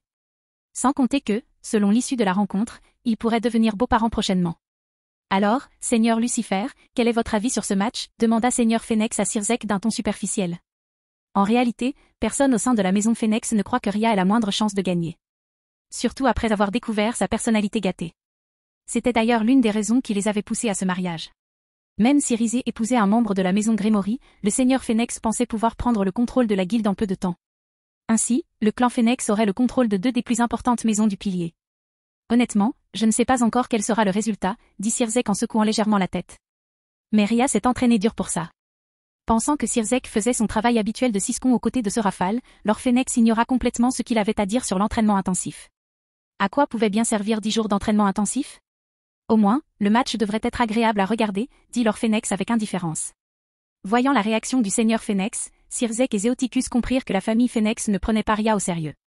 Après s'en être rendu compte, Sirsek et Zéoticus échangèrent un regard, puis ricanèrent intérieurement. Attends, vieux fossile, pensa Sirsek. J'ai hâte de voir ta tête quand tes enfants seront anéantis. Au même moment, Venelana et Lady Phoenix parlaient tranquillement du même sujet, non loin des hommes. Alors, comment pensez-vous que les choses vont se passer, Dame Gremory, demanda Dame Phoenix en sirotant élégamment un verre de vin. Soupir. Pour être honnête, j'étais contre ce mariage depuis le début, dit Venelana en soupirant. Il y a des années, j'avais le droit de choisir mon mari. Et je pense que c'est pour ça que notre mariage dure depuis plus d'1 millénaire. Je comprends d'où tu viens, dit Lady Phoenix, approuvant ce que Venelana avait à dire. De plus, je crois que la doctrine de la suprématie du sang pur soutenue par le Conseil est complètement dépassée à ce stade, a déclaré Venelana, continuant là où elle s'était arrêtée. Je suis d'accord, encore une fois, dit Dame Phoenix en hochant la tête. Mais vous n'avez toujours pas discuté de l'issue de cette partie. Mes excuses, dit Venelana en rougissant légèrement. Franchement, les chances de victoire de Ria sont légèrement supérieures à celles de Rizé. Je n'entrerai pas dans les détails, mais les atouts de Ria pourraient faire de la régénération du clan Phoenix une malédiction plutôt qu'une bénédiction dans ce jeu. Oh, ça a l'air intéressant, dit Lady Phoenix avec un sourire. Et pour Rizé, j'espère vraiment que Ria gagnera, dit Venelana avec un léger sourire. Pourquoi, demanda Dame Phoenix, perplexe. Et que veux-tu dire par « pour l'amour de Rizé » Parce que James ne restera pas les bras croisés et ne permettra pas que Ria soit contrainte de se marier contre son gré, dit Venelana en secouant la tête. Et Rizé ne pourra pas affronter ce garçon. Chapitre 106, Ria contre Ascenseur 2. Jeu de tri, plateau. Pour tous les participants, la téléportation commencera dans un instant, a déclaré Greffia sur le système de diffusion du jeu de classement. Quelques instants après que la voix de Greffia eut retenti, un cercle magique de téléportation apparut dans la salle du club de recherche occulte. De ce cercle magique, Ria et sa noblesse apparurent. On est toujours dans la salle du club, demanda Issei en scrutant les alentours. On dirait que Rizé nous sous-estime vraiment, hein, dit Ria en scrutant les alentours. Nous donner un avantage aussi important avec ce plateau de jeu est un peu insultant. Hein? Qu'est-ce que tu veux dire, demanda à nouveau Issei, désorienté par la situation. Laisse-moi t'expliquer, Issei-kun, dit Akeno avec un joli sourire. Cependant, avant qu'Akeno ne puisse s'expliquer, elle fut interrompue par une autre transmission. Mesdames et messieurs, le plateau de jeu d'aujourd'hui est une reconstitution de l'école que fréquente Dame Ria Gremory dans le monde des humains, l'Académie Kuo, dit Greffia, expliquant la réponse à la question précédente d'Issei. Les 2 équipes ont été placées de chaque côté du plateau. Le point de départ de chaque équipe est sa base pour cette partie. La base de Dame Ria est la salle du club de recherche occulte, et celle de Lord Rizé est le bureau du conseil des élèves. Sérieusement, cet endroit est juste pour les loisirs, demanda Issei, choqué. C'est vrai, dit Ria en s'asseyant à la réplique de son bureau. Si tu n'y crois toujours pas, pourquoi ne pas regarder le ciel? Suivant la suggestion de Ria, Issei et Asia regardèrent par l'une des fenêtres de l'ORC. Lorsqu'ils levèrent les yeux vers le ciel, ils ne purent voir qu'un vide blanc et absolu. Waouh, c'est fou, dit Issei en contemplant le ciel blanc. Ouais, je n'ai jamais rien vu de tel, murmura Asia en levant les yeux vers le ciel, stupéfaite. Tout d'abord, assurez-vous que chacun porte un de ces émetteurs-récepteurs dans ses oreilles, dit Ria en sortant de sa poche une petite boîte contenant les émetteurs-récepteurs susmentionnés. Grâce à eux, nous pouvons maintenir le contact et signaler nos positions ou demander des renforts.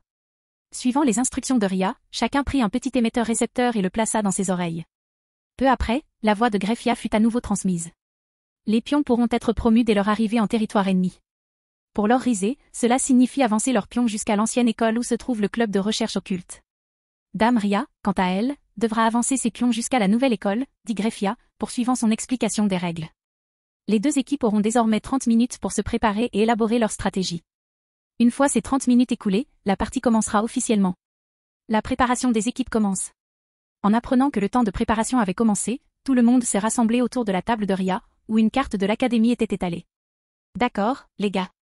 Nous avons déjà discuté d'une version de base du plan que nous utiliserons pour ce match, dit Ria en regardant les membres de sa noblesse. Il ne nous reste plus qu'à apporter quelques ajustements mineurs pour que le plan soit cohérent avec la carte. En entendant cela, le reste de sa noblesse acquiesça d'un signe de tête. Ria commença alors à donner des ordres en prévision du début du jeu. Koneko, Yuto, je veux que vous preniez une carte de la zone boisée autour de l'ancienne école, dit Ria en donnant ses premières instructions à son noble. Posez des pièges là-bas et marquez bien leurs emplacements sur la carte. Vous avez 15 minutes. Allez-y. Compris. Sur ce, Koneko et Yuto prirent les choses dont ils avaient besoin et quittèrent la salle du club. Monde humain, Japon, Kuo. Au même moment, dans le bureau du conseil étudiant, James, Sona et Tsubaki regardaient les deux équipes se préparer. Saïrisé ne prend vraiment pas Ria au sérieux, n'est-ce pas, demanda James, exaspéré. À ma connaissance, c'est comme ça qu'il s'est battu dans toutes ces parties de classement, dit Sona en secouant la tête. Il fait tellement confiance à sa régénération qu'il se fiche d'être le dernier de son équipe. Donc, en gros, toute ton équipe est sacrifiable à tes yeux, non, dit James en plissant les yeux. Je ne peux pas dire que je sois d'accord avec cette façon de penser. Malheureusement, les démons comme toi sont une minorité dans ce cas, dit Sona en ajustant ses lunettes. Bref, si la noblesse de Rizé n'est pas plus grande que celle dont ils ont fait preuve lors de la réunion d'il y a 10 jours, dit James en détournant son attention de l'écran vers Sona. Puis il poursuivit, ce match ne sera pas très intéressant. Enfer, territoire de Satan, capitale, Lilith. Tout comme James et Sona, les familles de Ria et Rizé discutaient également des préparatifs des deux couples pour le jeu. On dirait que Rizé n'a aucun respect pour son adversaire, dit Sirzek en plissant les yeux. S'il agit comme ça pendant un match de classement, j'imagine comment il traiterait Ria s'ils étaient mariés. Réalisant que Sirzek était irrité par son troisième fils arrogant et stupide, Lord Phoenix commença à transpirer. Je suis sûr que cela doit être sa façon de se détendre avant un match important, dit nerveusement Lord Phoenix. À l'écran, l'image de Rizé caressait et embrassait passionnément la plupart des membres de sa noblesse. La seule personne à l'abri des convoitises de son roi était elle, évêque Gravel Phoenix. Autrement dit, la sœur de Rizé. Pouah. Il ne peut même pas se contenir devant sa sœur, dit Dame Phoenix en se massant les tempes. Son arrogance est de plus en plus incontrôlable depuis qu'il a découvert qu'il allait épouser un membre de la maison Grémory. Si je ne savais pas mieux, dit Venlana en plissant les yeux comme son fils l'avait fait plus tôt, je penserais que Rizé pensait qu'il deviendrait le prochain chef de la maison Grémory après avoir épousé Ria. Bien sûr, ce n'est pas le cas, dit Lady Phoenix avec un rire nerveux. Je ne sais pas pourquoi ces deux-là pensaient que ce plan fonctionnerait, dit Lady Phoenix en regardant son mari. Peu importe, dit Venlana, son expression retrouvant un sourire. Je doute que Ria perde contre quelqu'un qui la sous-estime alors que sa force ne surpasse même pas la sienne. Jeu de tri, plateau. Assise dans le bureau du conseil des élèves, Ravel observait les agissements dépravés de son frère aîné et des autres membres de sa pairie, l'air impassible. Elle n'arrivait pas à croire que pour un match aussi important, son frère ne le prenait pas plus au sérieux. Soupir. Ce n'est vraiment pas difficile de comprendre pourquoi Ria refuse de t'épouser, grand frère, pensa Ravel en essayant de masquer les images que ses yeux lui envoyaient. Et sérieusement, c'est quoi cette bêtise? Pourquoi dois-je le regarder jouer avec des petites filles? Comme Ravel s'y attendait, Rizé a un côté étrange. Il aime que sa sœur soit présente lors de ses débauches. En apparence, cependant, Ravel est excessivement attaché à son frère. Dans la société humaine, n'importe laquelle de ces situations serait source d'inquiétude. Cependant, dans la société démoniaque, l'inceste est plus courant qu'on ne le pense, surtout dans les clans qui croient en la pureté du sang. Heureusement, Ravel n'a pas été contraint de faire quoi que ce soit pour son frère excessivement lubrique. Soupir. Même si te laisser gagner n'est pas envisageable, pensa Ravel en attendant le début anticipé du jeu. Pour toi, je prie pour ta victoire dans ce jeu de classement. De l'autre côté du plateau de jeu, dans la salle du club de recherche occulte, Ria concluait l'explication finale de la stratégie avec ses nobles. D'autres questions, demanda Ria en s'appuyant sur la table. Non, madame, répondirent les membres de la noblesse. Bien. Ria hocha la tête avec satisfaction. Profitez des dernières minutes pour vous détendre et vous préparer. Sur ce, tout le monde se sépara. Issei et Asia s'assirent sur 2 chaises contre le mur. À leur grand soulagement, Asia serra fermement la main d'Issei. Koneko s'assit sur un canapé, grignotant quelques encas qu'elle avait apportés. Yuto vérifia les sangles de ses gantelets et se lamenta. Et Akeno servit une autre tasse de thé à Ria. Quelques minutes plus tard, la voix de Greffia résonna à nouveau sur le plateau de jeu. La préparation de 30 minutes est terminée. Maintenant, commençons le match, a déclaré Greffia d'un ton neutre. Très bien, tout le monde, dit Ria pour attirer l'attention de sa noblesse. Tant que nous nous en tenons au plan et que nous ne sous-estimons pas nos adversaires, cette partie est à nous. Oui, s'exclama la noblesse à l'unisson. Maintenant, vous avez tous vos tâches, dit Ria avec passion. Suivez le plan et utilisez ce que vous avez appris à l'entraînement, et nous n'aurons rien à regretter à la fin de ce match. Sur ce, Koneko, Yuto, Gaspé et Issei furent les premiers à quitter la salle du club. Peu après, Ria, Akeno et Asia partirent à leur tour. En quittant l'ancien bâtiment scolaire, ils croisèrent tous les 3 Issei, chargés de la surveillance du bâtiment. Issei, je te laisse cet endroit, dit Ria en passant devant son pion. Bien sûr, Bushu, je veillerai à ce que personne n'entre dans l'ancien bâtiment scolaire, dit Issei en se frappant la poitrine du poing. Peu après cette conversation, le trio de filles se dirigea vers la zone boisée entourant l'ancienne école. Pendant ce temps, Issei engagea la conversation avec Skiadrom. Bonjour, Skiadrom, dit Issei d'un ton nerveux, à l'opposé de son attitude envers Ria et Asia. Qu'est-ce que c'est, gamin, répondit Skiadrom d'un ton irrité. Si tu parles de ça, je t'étrangle avec une ombre. Ah. Je ne sais pas si je suis prêt pour ça, dit Issei avec un sourire ironique. Si je me trompe, Bushu devra épouser cet idiot. Plus important encore, James Sampé pourrait me tuer. TCH. Alors, tu vas craquer et pleurer comme une chienne, hein? Skiadrom railla la lâcheté dont son hôte faisait preuve sous la pression. Personne ne te blâmera tant que tu te donnes à fond, idiot. La rouquine ne l'a pas déjà dit? Respecte le plan et fais ce que tu as toujours fait à l'entraînement. Comme ça, tu n'auras aucun regret. En entendant cela, il s'est pris une profonde inspiration. Il expira lentement et se sentit mieux. Merci, Skiadrom, dit Issei en souriant. J'avais vraiment besoin d'entendre ça. Eh bien, je ne peux pas laisser l'hôte du roi dragon des ombres avoir l'air aussi pathétique, n'est-ce pas, dit Skiadrom avec indifférence. Bien qu'entendre des remerciements sincères lui fassent du bien, il ne l'avouerait jamais à l'idiot pervers avec qui il était coincé. Mais si tu ne te donnes pas à fond, l'hôte de Dreg pourrait bien te tuer quand tout sera fini. Issei frissonna à l'idée de l'enfer qu'il vivrait à cause de James s'il ne faisait pas de son mieux. Peu après la fin de la conversation, l'obscurité s'abattit sur le vieux bâtiment scolaire et la forêt environnante. Un instant plus tard, Issei équipa les griffes de l'ombre. Les yeux brillants du même bleu que les joyaux au dos de ses mains, Issei parla avec enthousiasme.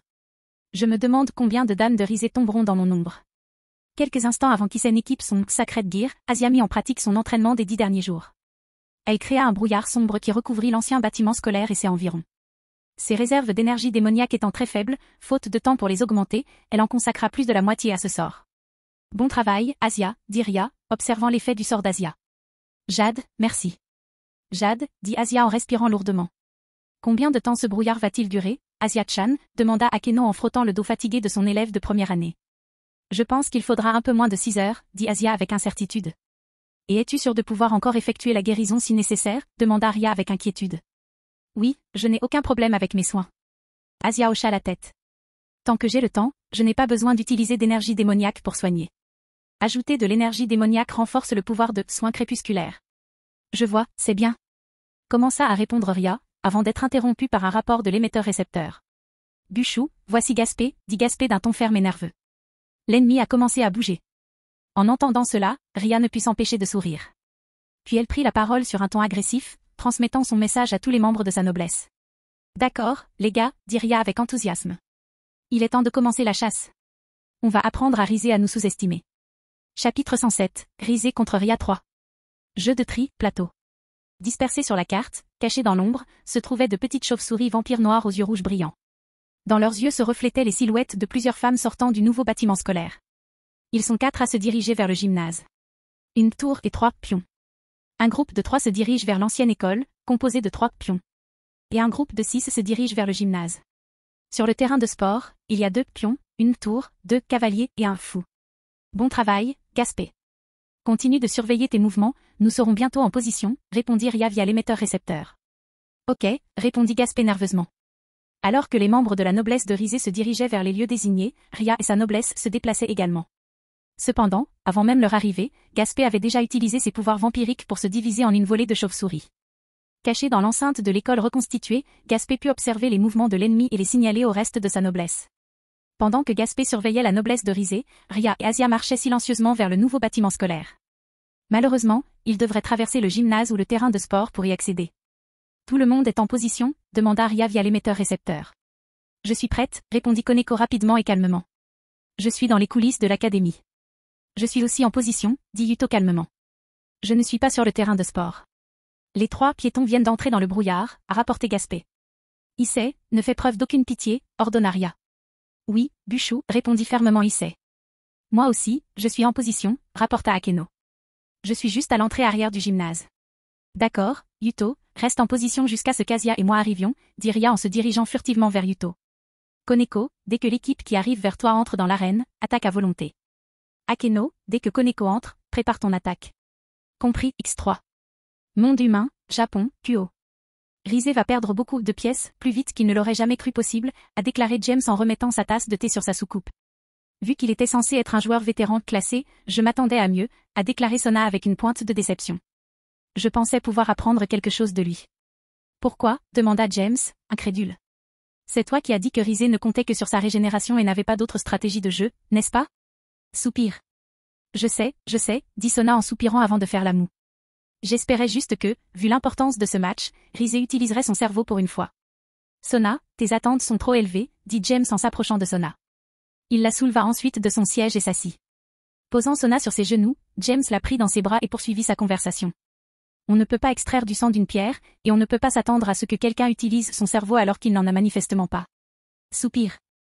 Je sais que tu as raison, mais... dit Sona en se penchant dans les bras de James et en se calmant. Soupir. Je sais. Pendant ce temps, Tsubaki regardait James et Sona avec envie. J'aimerais bien que ce Tanta soit là aussi, pensa Tsubaki, le rouge lui montant aux joues. On se retrouve après la fin du jeu de classement. Oh, on dirait que Koneko sera le premier à s'impliquer, dit James avec intérêt. 1 contre 4 sera un combat difficile, a déclaré Sona, les yeux rivés sur le moniteur. En entendant les commentaires de James et Sona, Tsubaki sortit de sa rêverie. Puis, après avoir secoué la tête pour chasser l'attention de Seu Chulin, elle se concentra également sur l'écran. Enfer, territoire de Satan, capitale, Lilith. Il semble que la différence de nombre pose problème à Ria, dit le seigneur Phénix après avoir bu une gorgée de vin. Cependant, utiliser le jeune d'Empire comme agent de surveillance était une tactique brillante pour votre première partie. C'était vraiment une bonne décision, disait Oticus avec un sourire. Mais qu'est-ce qui vous fait croire que Ria est incapable de vaincre le nombre, seigneur Phénix? Oui, j'aimerais aussi entendre vos paroles de sagesse, seigneur Phénix. Sirzek demanda également une réponse. Zéoticus et Sirzek fixèrent leur Phénix avec une telle intensité qu'ils savaient que si son explication insultait Ria de quelque manière que ce soit, un monde de douleur l'attendrait. Ce maudit Siscon est un père trop attentionné, pensa leur Phénix. En gros, à mon avis, tout est une question d'expérience au combat, a déclaré le seigneur Phénix. Tous les nobles de Rizé sont plus âgés que ceux de Ria. Sans compter qu'ils ont déjà combattu dans de nombreuses parties classées. Après cette explication, Zéoticus et Sirzek hochèrent la tête en signe de compréhension. Pendant ce temps, Venelana et Dame Phénix discutaient également du jeu. Rizé va perdre cette pièce très rapidement, dit Dame Phénix en secouant la tête.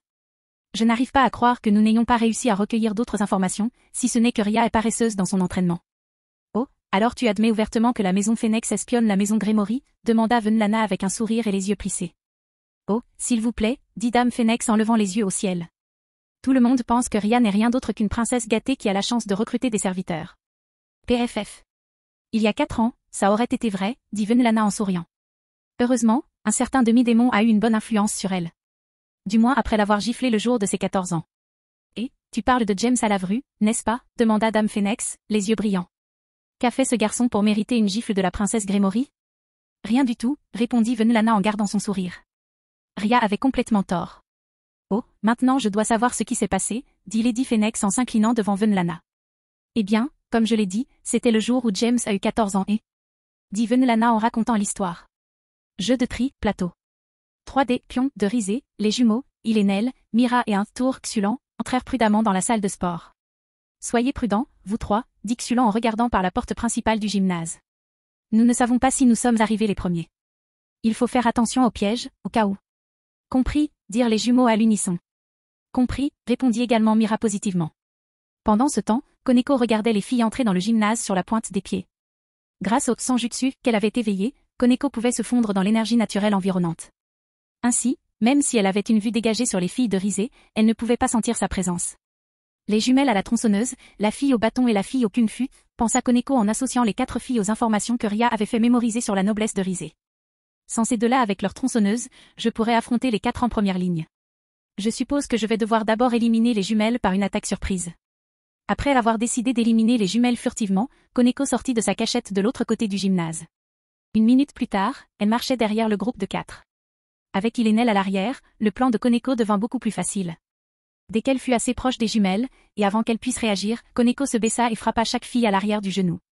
Alors que les jumelles trébuchaient sous l'attaque surprise, Koneko bondit et les attrapa par les cheveux. Puis, de toutes ses forces, elle leur fracassa la tête contre le sol du gymnase. Au même moment, elle parla doucement dans l'émetteur-récepteur. Attractif. Bouh. Devant l'entrée arrière du gymnase, Akeno entendit simultanément le bruit de l'impact et la voix de Koneko dans l'émetteur-récepteur. Au signal, elle leva la main. D'un mouvement, un cercle magique assez grand pour entourer tout le gymnase apparut dans le ciel au-dessus de celui-ci. Yubeluna quitte le nouveau bâtiment scolaire, Akeno. Gaspé signala un mouvement ennemi en réponse à l'apparition du grand cercle magique dans le ciel. On dirait qu'il te reste 1 minute et 30 secondes avant qu'elle n'atteigne ta position. Merci, Gaspé-kun, répondit Akeno avec un sourire. Je serai prêt dans 45 secondes. Cette estimation de temps a été envoyée non seulement à Gaspé, mais aussi à Koneko au gymnase. Et c'était exactement ce qu'il avait besoin de savoir. Se protéger de ses ennemis pendant 45 secondes ne serait pas trop difficile. Et avec 2 de ses 4 ennemis souffrant de commotion cérébrale, ce serait encore plus facile. Bon sang. D'où sort-elle? Demanda Xulon en se mettant en position de combat. Ça n'a plus d'importance maintenant, dit Mira en agitant son bâton. Il faut l'éloigner d'Ilenel. Sinon, ils seront éliminés. Sur ce, Xulon et Mira se précipitèrent sur Koneko. Pour les ralentir, Koneko prit les jumeaux choqués, un dans chaque main, et les lança sur les assaillants qui approchaient. Alors que Xulon et Mira ralentissaient et rattrapaient les jumeaux, ils remarquèrent Koneko qui courait après eux. D'un bras, Mira attrapa et les pivota pour lui couper l'élan. Au même moment, elle pointa son bâton vers Koneko. S'arrêtant juste hors de portée de l'équipe, Koneko s'attarda suffisamment longtemps pour que les 2 jumelles soient soulevées et allongées sur le sol du gymnase. Xulon se précipita alors sur Koneko et lui asséna une combinaison de coups de poing, de gifles et de coups de pied que Koneko esquiva ou bloqua facilement. Tandis qu'elle échangeait des coups avec Xulon, Koneko comptait le temps nécessaire pour continuer à se battre tout en suivant le positionnement de Mira. Finalement, Mira trouva l'occasion d'attaquer Koneko d'une manière qu'elle ne pouvait esquiver. Et, bien sûr, elle attaqua. Sentant Mira agir, Koneko se décala légèrement, si bien qu'au lieu d'être frappé au dos droit, le bâton de Mira passa entre son torse et son bras droit. Sans lui laisser le temps de récupérer son bâton, Koneko l'entoura de son bras et se tordit tout le corps. Mira fut alors emportée avec son bâton. Kia! Boum! Sur ce, Xulon et Mira entrèrent en collision. Au même moment, Koneko se positionna de manière à pouvoir viser directement l'entrée principale du gymnase. Il est temps d'y aller, Koneko-chan. Le rappel d'Akeno arriva à ce moment précis. Koneko courut alors vers la porte principale à toute vitesse. Voyant cela, Xulon et Mira furent d'abord déconcertés. Cependant, un instant plus tard, elles sentirent une énergie magique se condenser au-dessus d'elles. Merde, cria Mira. Il faut qu'on attrape les jumeaux et qu'on file. Oui, allons-y, s'écria Xulon en signe d'approbation. Malheureusement, juste au moment où ils atteignaient les jumelles évanouies, un éclair lumineux enveloppa tout le gymnase. Puis, avant qu'ils n'entendent le bruit de la destruction du gymnase, leur vision devint noire, puis les 4 filles furent éliminées du jeu, leurs corps enveloppés d'une douce lueur bleue et téléportés hors du plateau de jeu. Juste avant l'élimination des filles de Rise, Koneko sortit du gymnase et continua sa course sur environ 100 mètres. Dès qu'elle se retourna, un sortilège tonitruant tomba du cercle magique dans le ciel. Le gymnase fut alors complètement détruit. Peu après, la voix de Greffia résonna sur tout le plateau de jeu. 3D, pion, et une tour, du phénix monteur ont battu en retraite. Flottant dans les airs avec ses ailes déployées, 3 ailes de chauve-souris noires à sa droite et 3 ailes à plumes noires à sa gauche, Akeno sourit vivement avant de dire un seul mot. Apprendre. Presque au même moment où la bataille dans le gymnase commençait, 3 pions de Rise pénétrèrent dans le brouillard sombre qui entourait la zone boisée et le vieux bâtiment scolaire. Lentement, Marion, Buren et Shuri traversèrent l'obscurité. À mesure qu'ils avançaient, la visibilité diminuait encore. Finalement, l'obscurité et le silence commencèrent à les affecter. « C'est quoi ce foutu brouillard ?» demanda Marion, irritée. « Calme-toi, Marion, » dit Buren, restant vigilant. « Faire ce bruit ne fera qu'attirer les ennemis. »« Je sais, mais... » dit Marion, essayant de répondre avant d'être interrompue. « Chut !» Buren fit taire Marion, car il remarquait que quelque chose n'allait pas. « Pourquoi n'entends-je que 2 paires de pas ?» 2, demanda Marion avant de se taire. Après avoir écouté les bruits environnants, elle parla doucement. Où est Shuri? On dirait que les ennemis l'ont rattrapé, dit Buren, lui aussi à voix basse. Mais ils ne l'ont pas encore éliminé. Puis, un silence solennel s'installa entre les deux pions restants. Cependant, peu après, un grand fracas retentit derrière eux. Peu après, le sol trembla quelques instants. Kia. 3D, pions et une tour du Phénix monteur ont battu en retraite. Il semble qu'il soit à court de force que nous avons envoyé à l'académie, dit Marion, essayant de se calmer après son choc. Un instant plus tard, Marion réalisa qu'elle n'entendait que le bruit de ses propres pas alors qu'elle marchait vers l'ancien bâtiment de l'école. Buren, allez. Il faut que tu suives, cria Marion, paniquée. Ce serait terrible si on était séparés. Oh, ne t'inquiète pas, dit une voix terrifiante juste derrière Marion. Tu retrouveras tes deux amis très bientôt. En entendant cette voix, si proche d'elle, Marion se figea. Puis elle sentit quelque chose de doux glisser de ses pieds vers son corps. Ressentant cette sensation glissante, elle se mit à réfléchir. Ces choses rampent partout sur moi, des tentacules? À cette pensée, Marion se mit à trembler de terreur. Puis, ses bras et ses jambes engloutis par ces tentacules la soulevèrent dans les airs. Lorsqu'elle s'immobilisa, elle ne vit plus devant elle qu'une paire d'yeux bleus brillants. Elle n'entendit que deux personnes haletantes à proximité. Puis, elle entendit à nouveau la même voix terrifiante. Maintenant, je pense qu'il est temps pour vous trois de prendre votre retraite. Kia. 3D, pions de Rise Phénix sont battus en retraite. Chapitre 108, Ria contre Ascenseur 4. Jeu de société, jeu de tri. Bon travail, Issei, dit Ria avec joie après avoir entendu la dernière annonce. Continue à protéger l'ancienne école. Une fois les deux derniers pions éliminés, tu pourras rejoindre le reste de l'équipe. Ok, j'ai compris, dit Issei avec incrédulité dans son ton. Il a beaucoup progressé, plus que je ne l'espérais, a déclaré Ria en souriant. C'est difficile de mesurer sa propre progression quand on s'entraîne constamment avec des gens qui progressent avec nous. Issei est tellement fort maintenant, dit Asia avec un sourire. Tu as l'air plus heureuse que moi, Asia, dit Ria d'un ton moqueur. Je me demande pourquoi ça arrive. En entendant la provocation de Ria, Asia commença à rougir. Puis elle baissa la tête. Ce n'est pas grave, je suis désolée si je t'ai dérangée, Asia, dit Ria en souriant. Mais tu es vraiment mignonne. Akeno, Yubeluna est presque là, dit Gaspé via l'émetteur-récepteur. Merci, Gaspé-kun, dit Akeno alors qu'elle se préparait à un combat. Après avoir entendu l'avertissement de Gaspé à Akeno, l'expression de Ria devint sérieuse. Allez, Asia, il faut qu'on retrouve Yuto au plus vite, dit Ria en reprenant sa route vers le terrain de sport. Ouais, j'arrive, dit Asia en suivant Ria de près. Pendant ce temps, Akeno et Koneko se trouvaient près des décombres du gymnase. Au loin, ils pouvaient voir Yubeluna, la reine de Rise, voler vers eux. Très bien, Koneko. On fera exactement ce qu'on a prévu, dit Akeno avec un sourire légèrement sadique.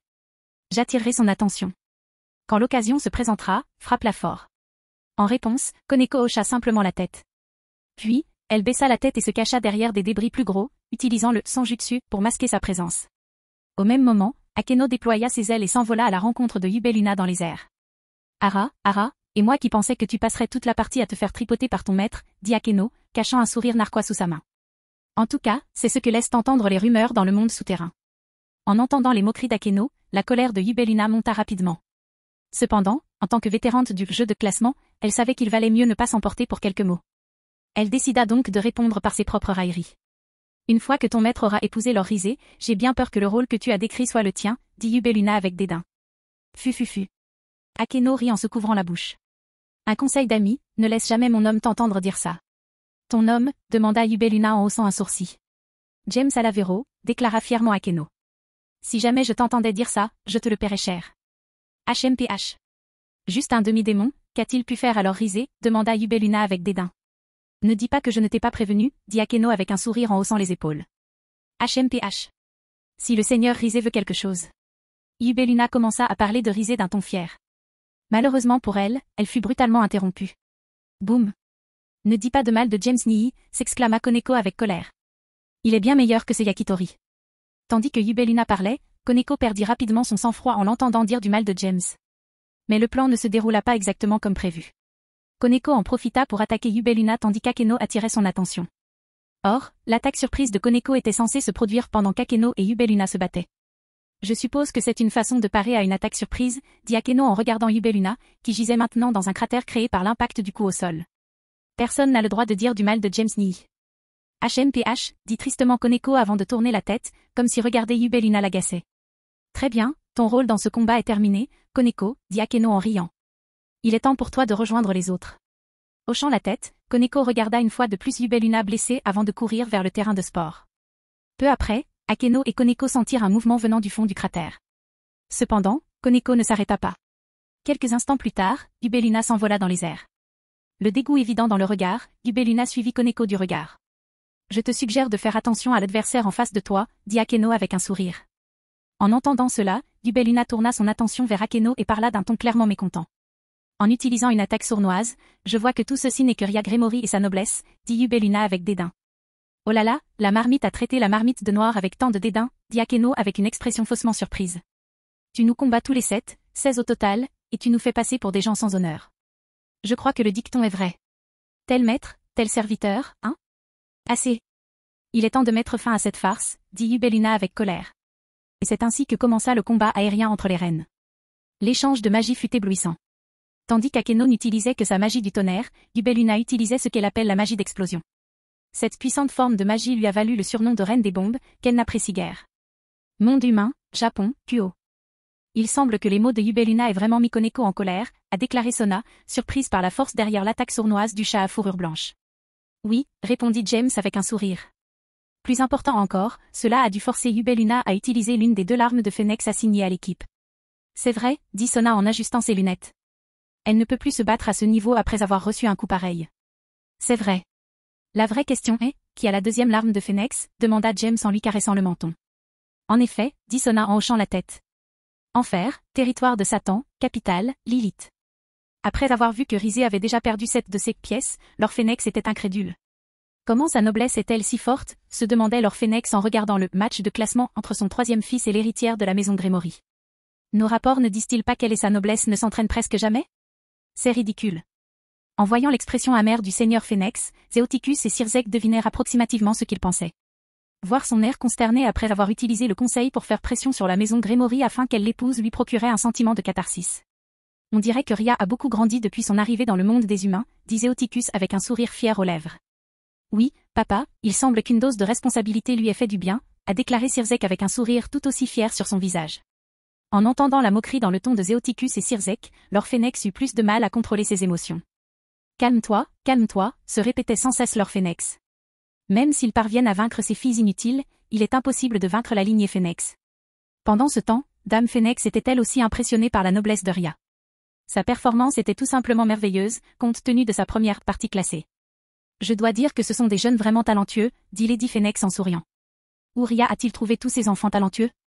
Honnêtement, Ria a eu de la chance de les trouver tous, répondit Venlana avec un sourire. Cependant, c'est James qui a révélé son potentiel. Est-ce moi, ou James est-il au centre de tout? Demanda Dame Phénix en regardant le combat magique entre Akeno et Yubeluna sur l'écran. Eh bien, c'est l'enfant le plus talentueux que j'ai jamais vu, après mon fils, répondit Venlana en souriant. En plus, il travaille plus dur que quiconque de toute ma vie. Après avoir entendu l'évaluation de Venlana sur James, Lady Phénix s'est intéressée à découvrir à quoi ressemblait le garçon par elle-même. Peut-être pourrait-elle avoir une bonne influence sur Ravel, pensa Dame Phénix. Si c'est comme Dame Gremory l'a décrit, elle peut aussi aider Ravel à grandir. Malheureusement, son appartenance à la noblesse de son frère a freiné sa croissance. Jeu de tri, plateau. Alors que le combat entre Akeno et Yubeluna faisait rage au loin, Ria et Asia parvinrent à rejoindre Yuto. Quelques minutes plus tard, Koneko les rejoignit. Avec eux 4 réunis, la suite du plan pouvait commencer. Je suis contente que tu sois arrivé sans problème, Koneko, dit Ria en souriant à sa tour. On sait qu'ils se cachent sur le terrain de sport, mais on ne les sent pas Koneko, peux-tu les sentir avec sang jutsu? J'essaierai, répondit simplement Koneko en fermant les yeux. Un instant plus tard, ses traits de Nekoshure apparurent. Après quelques instants, Koneko ouvrit les yeux et commença à pointer du doigt. Là, et les 2 derniers sont là. Bon travail. Maintenant, laisse-moi m'occuper de la suite, dit Ria en posant ses mains sur sa tête. Dans ses mains, Ria commença à rassembler son pouvoir de destruction en boule. Finalement, sentant les fluctuations de l'énergie démoniaque, les 6 membres de la noblesse de Rizé se mirent en mouvement. Malheureusement, certains arrivèrent trop tard. Dispersion de destruction, s'écria Ria en lançant la boule de pouvoir de destruction dans les airs. Arrivée assez haut, elle se divisa en 5 boules plus petites, dont une plus grande que les 4 autres, et vola vers les 5 endroits indiqués par Koneko. Sans explosion spectaculaire, les 5 boules de destruction tombèrent au sol, détruisant tout ce qu'elles touchaient. Au final, seuls 3 des 6 membres de la noblesse de Rizé, cachés dans le terrain de sport, survécurent à l'attaque. Les 2 pions et un fou du Rizé Phénix sont battus en retraite. Après cette annonce, plusieurs événements se produisirent en peu de temps. D'abord, Yubeluna fut choquée. Son manque de concentration l'a ralenti pour esquiver un éclair lancé par Akeno. Ensuite, Issei émergea de l'ombre d'un des chevaliers de Rise. Utilisant la capacité griffe d'ombre pour manipuler les ombres, il s'en servit comme point de déplacement rapide. Puis, il manipula les ombres de tous les ennemis pour les immobiliser. Une fois immobilisés, Yuto et Koneko avancèrent aussi vite que possible pour éliminer les ennemis piégés. Un instant plus tard, la voix de Greffia fut à nouveau transmise. 2 cavaliers, une tour et la reine de Phénix le monteur ont battu en retraite. Devant un plan aussi bien exécuté, James, Sona, Tsubaki, Theoticus, Sirzek et Venlana furent profondément impressionnés. Lore et Lady Phénix, quant à eux, furent stupéfaits. Certaines équipes expérimentées du jeu de classement n'auraient pas été capables d'exécuter un plan d'attaque comme Ria et sa noblesse l'ont fait. Quelques instants après l'annonce de Greffia, Akeno s'envola vers le reste du groupe. Malgré ses vêtements un peu déchirés et quelques bleus, Akeno était encore en forme pour se battre. Cependant, se battre avec ses blessures mineures était totalement inutile. Akeno, laisse-moi soigner tes blessures, dit Asia en marchant vers Akeno. Elle lui sourit en retour, et Akeno accepta gracieusement la guérison d'Asia. Tandis qu'Asia soignait les blessures d'Akeno, Ria s'adressait aux membres de sa noblesse. Nous avons déjà éliminé la plupart des nobles de Rise, dit Ria avec enthousiasme. Il ne reste plus que les frères et sœurs Phénix. Tant que nous respectons le plan, nos chances de victoire sont élevées. Oui, s'exclama avec enthousiasme la noblesse de Ria. N'oublie pas, ce combat ne sera pas facile, dit Ria d'un ton sévère. Mais tant que nous ferons tout ce que nous avons à faire et ferons confiance à nos camarades, nous y parviendrons. Nous ferons ce que tous les enfers nous ont dit impossible. Nous ne ferons donc pas seulement cela à Rise, mais à tous ceux qui ont osé nous sous-estimer. Nous comprenons les conséquences de tels actes. Pendant ce temps, alors que Ria motivait ses coéquipiers pour la bataille finale de ce jeu de classement, Rise était toujours assis et détendu dans le bureau du conseil étudiant. Ravel, je veux que tu restes en dehors de ce dernier combat, dit Rise à sa sœur avec un large sourire. Mais Big Brother, dit Ravel, avant d'être interrompu. Sans aucun doute. Je dois montrer à ma fiancée ce qui arrive quand elle défie mes désirs, dit Rise, son sourire de plus en plus crispé. C'est nécessaire pour comprendre la différence entre nous. Soupir. Si c'est ce que tu veux, grand frère, dit Ravel en baissant la tête. J'ai un mauvais pressentiment à ce sujet, pensa Ravel alors que la bataille décisive se profilait. Chapitre 109, Ria contre Velift. Monde humain, Japon, Kuo. Eh bien, c'était vraiment bien, dit James en serrant Sona par la taille. Je ne savais pas qui est-ce pouvait se déplacer comme ça dans l'ombre. D'une manière ou d'une autre, je parie qu'il utilisera cela comme un autre moyen de harceler sexuellement les femmes, a déclaré Sona, exaspérée. Tsubaki était également d'accord avec elle, le roi. Ah, je n'en doute pas, dit James en souriant. Quoi qu'il en soit, le véritable test pour Riri reste à venir. Comme James l'avait annoncé, Ria et ses camarades se dirigèrent vers l'entrée principale du nouveau bâtiment scolaire. Leur attention rivée sur l'écran, le silence se fit dans le bureau du conseil des élèves. Enfer, territoire de Satan, capitale, Lilith. Il semble que la partie touche à sa fin, dit Theoticus d'un ton solennel.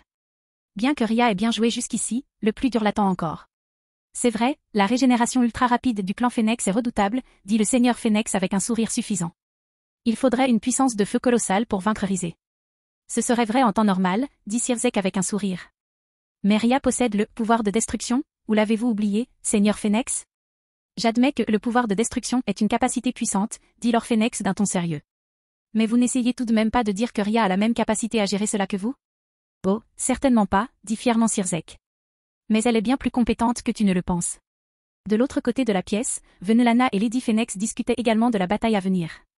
Ces hommes ont certainement des opinions bien arrêtées sur la fin du jeu, dit Dame Phénix en regardant les hommes présents du coin de l'œil. Qu'en pensez-vous, Dame Grémory? Honnêtement, le pouvoir de destruction de Ria n'est pas la clé de ce combat, dit Venelana d'un ton désinvolte. Mais si Ria utilise efficacement ce qu'elle a, alors il n'y a aucune raison qu'elle perde face à Rise. Maintenant, je suis très curieuse de voir ce que cette fille a dans sa manche, a déclaré Lady Phénix en tournant son attention vers le moniteur montrant Ria et ses camarades de classe à l'extérieur du bureau du conseil étudiant. Jeu de tri, plateau. Devant la porte du bureau du conseil des élèves, Ria, Akeno, Koneko, Yuto, Gaspé, Issei et Asia s'apprêtaient à terminer ce jeu de classement.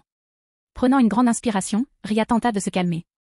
Regardant à nouveau sa noblesse, Ria tourna finalement la poignée et ouvrit la porte. En entrant dans la pièce, ils virent Rise assise à la table qu'occupait habituellement Sona. Sur le côté, Ravel affichait une expression gênée. Voyant cela, Ria haussa un sourcil et se tourna vers Rise. On dirait que tu as l'intention de nous combattre seul, Rise, dit Ria avec une expression solennelle. Je l'avoue, Ria, dit Rise sans répondre à Ria. Tu as fait mieux, bien mieux que ce à quoi je m'attendais. Malheureusement, cela signifie que moi, Rise Phénix, j'ai été humiliée. Lorsque Ria et ses collègues entrèrent dans le bureau du conseil des élèves, Rise avait une expression calme.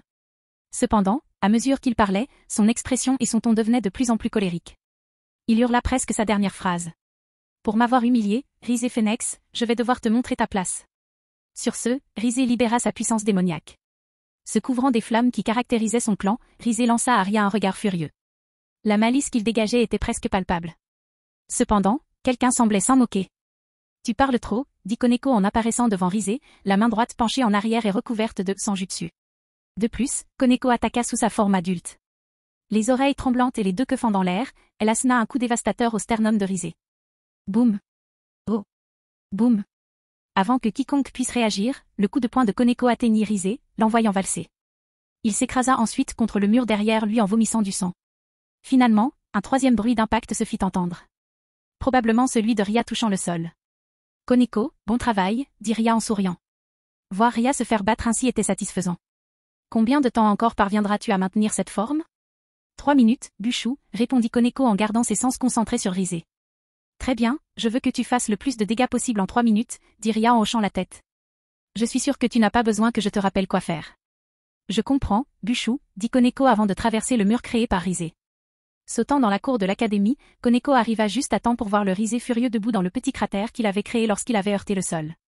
Putain de garce, je ferai de toi mon esclave sexuel quand tout sera fini, rugit Rizé avec colère. Comme je l'ai déjà dit. Dit Koneko, l'air inchangé. Puis elle se précipita vers Rizé, le bras en arrière, prête à lui asséner un nouveau coup. Tu parles trop. Levant les bras pour se protéger d'un autre coup dévastateur, Rizé s'évanouit sous l'effet de Koneko. Au lieu de ressentir l'impact sur ses bras, il sentit son tibia gauche se briser. Trébuchant sous l'attaque inattendue, il ne se prépara pas à recevoir un crochet du droit dans les côtes. Le craquement nauséabond annonçait d'autres fractures. S'ensuivit une rafale de coups de poing, de coudes, de pieds et de genoux qui s'abattit sur Rizé pendant la minute suivante. À la fin de cette vague de coups, Koneko porta un coup de poing qui atteignit Rizé à la mâchoire et le projeta en l'air. Monde humain, Japon, Kuo. En regardant la performance de Koneko, James était très satisfait. Des années auparavant, James avait enseigné à Koneko son style de Muay Thai et s'était rendu compte qu'il était parfaitement intégré à son style de combat. Kitty Cat s'est vraiment améliorée, a déclaré James avec un sourire. Tu es contente qu'elle utilise encore ce que tu lui as appris, dit Sona en levant les yeux au ciel. Jeu de tri, plateau. Alors que Rizé s'élançait dans les airs de manière incontrôlable, une silhouette floue s'élança vers lui depuis le bureau du conseil des élèves. En le dépassant, elle poussa un cri dévastateur. La douleur qu'il avait dû ressentir suite à cette attaque devait être immense. Un instant plus tard, Rizé parvint à retrouver son équilibre.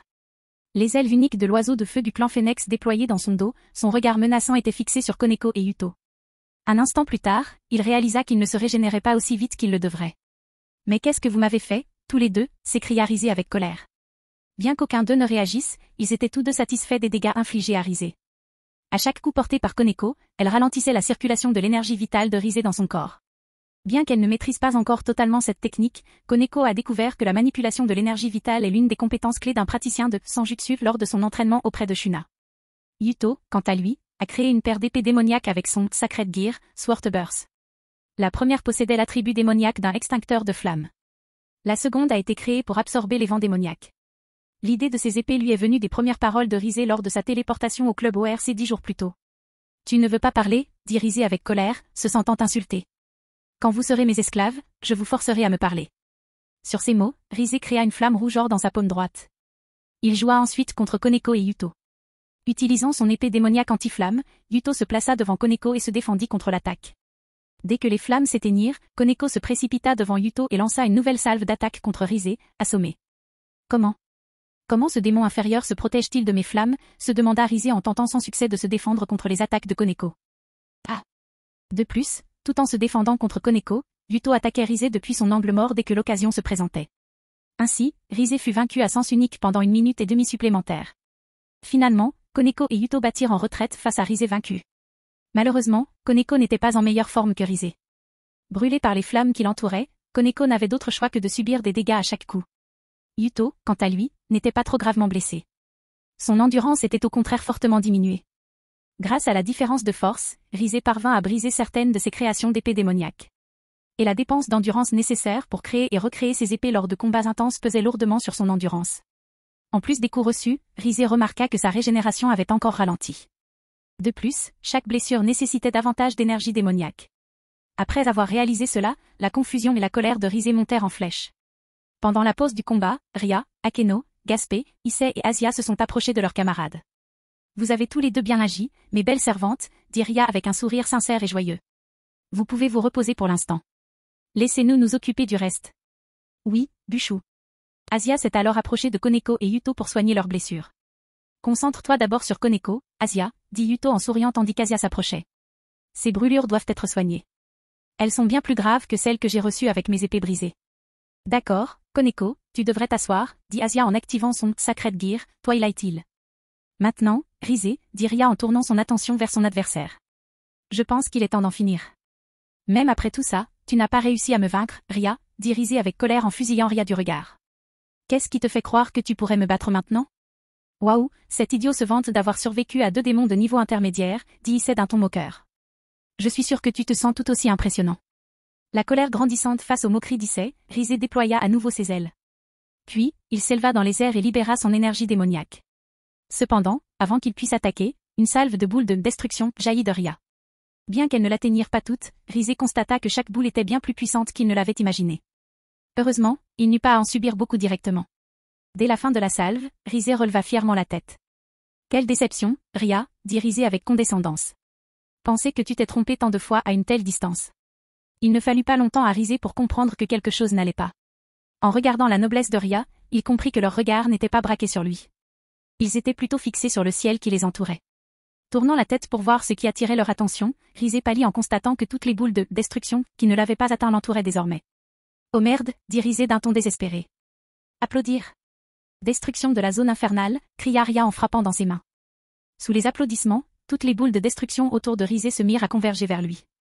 Au bout d'un moment, Rise fut frappé par des centaines de boules de destruction. À la fin de l'attaque, on pouvait voir Rise tomber du ciel en se régénérant. Cependant, avant qu'il n'atteigne le sol, un cercle magique apparut au-dessus de lui. Quoi? Demanda Rise en regardant faiblement autour de lui. Lorsqu'il trouva enfin la source du cercle magique, il fut stupéfait. Akeno volait, elle déployait. Illumination, cria Akeno en combinant ses pouvoirs de lumière et de foudre. Ah! Rise hurla de douleur à cause de l'élément lumière dans l'attaque. Boum! Sous l'effet de la foudre, Rise fut projeté au sol. Son corps, rongé par la douleur, était incapable de se défendre. Ses blessures se régénérant lentement, Rise fut incapable de se relever pendant quelques instants. Et Ria n'avait aucune intention de laisser passer cette occasion. Issei, maintenant, cria Ria. Au cri de Ria, Issei traversa l'ombre pour rejoindre Rise. Après l'avoir attrapé, il s'engouffra avec lui dans le brouillard noir créé par Asia au début du jeu de classement. Après avoir déposé Rise à l'endroit désigné, Issei retourna auprès des autres. Il aperçut alors Ria dans les airs, les ailes déployées et les bras ouverts.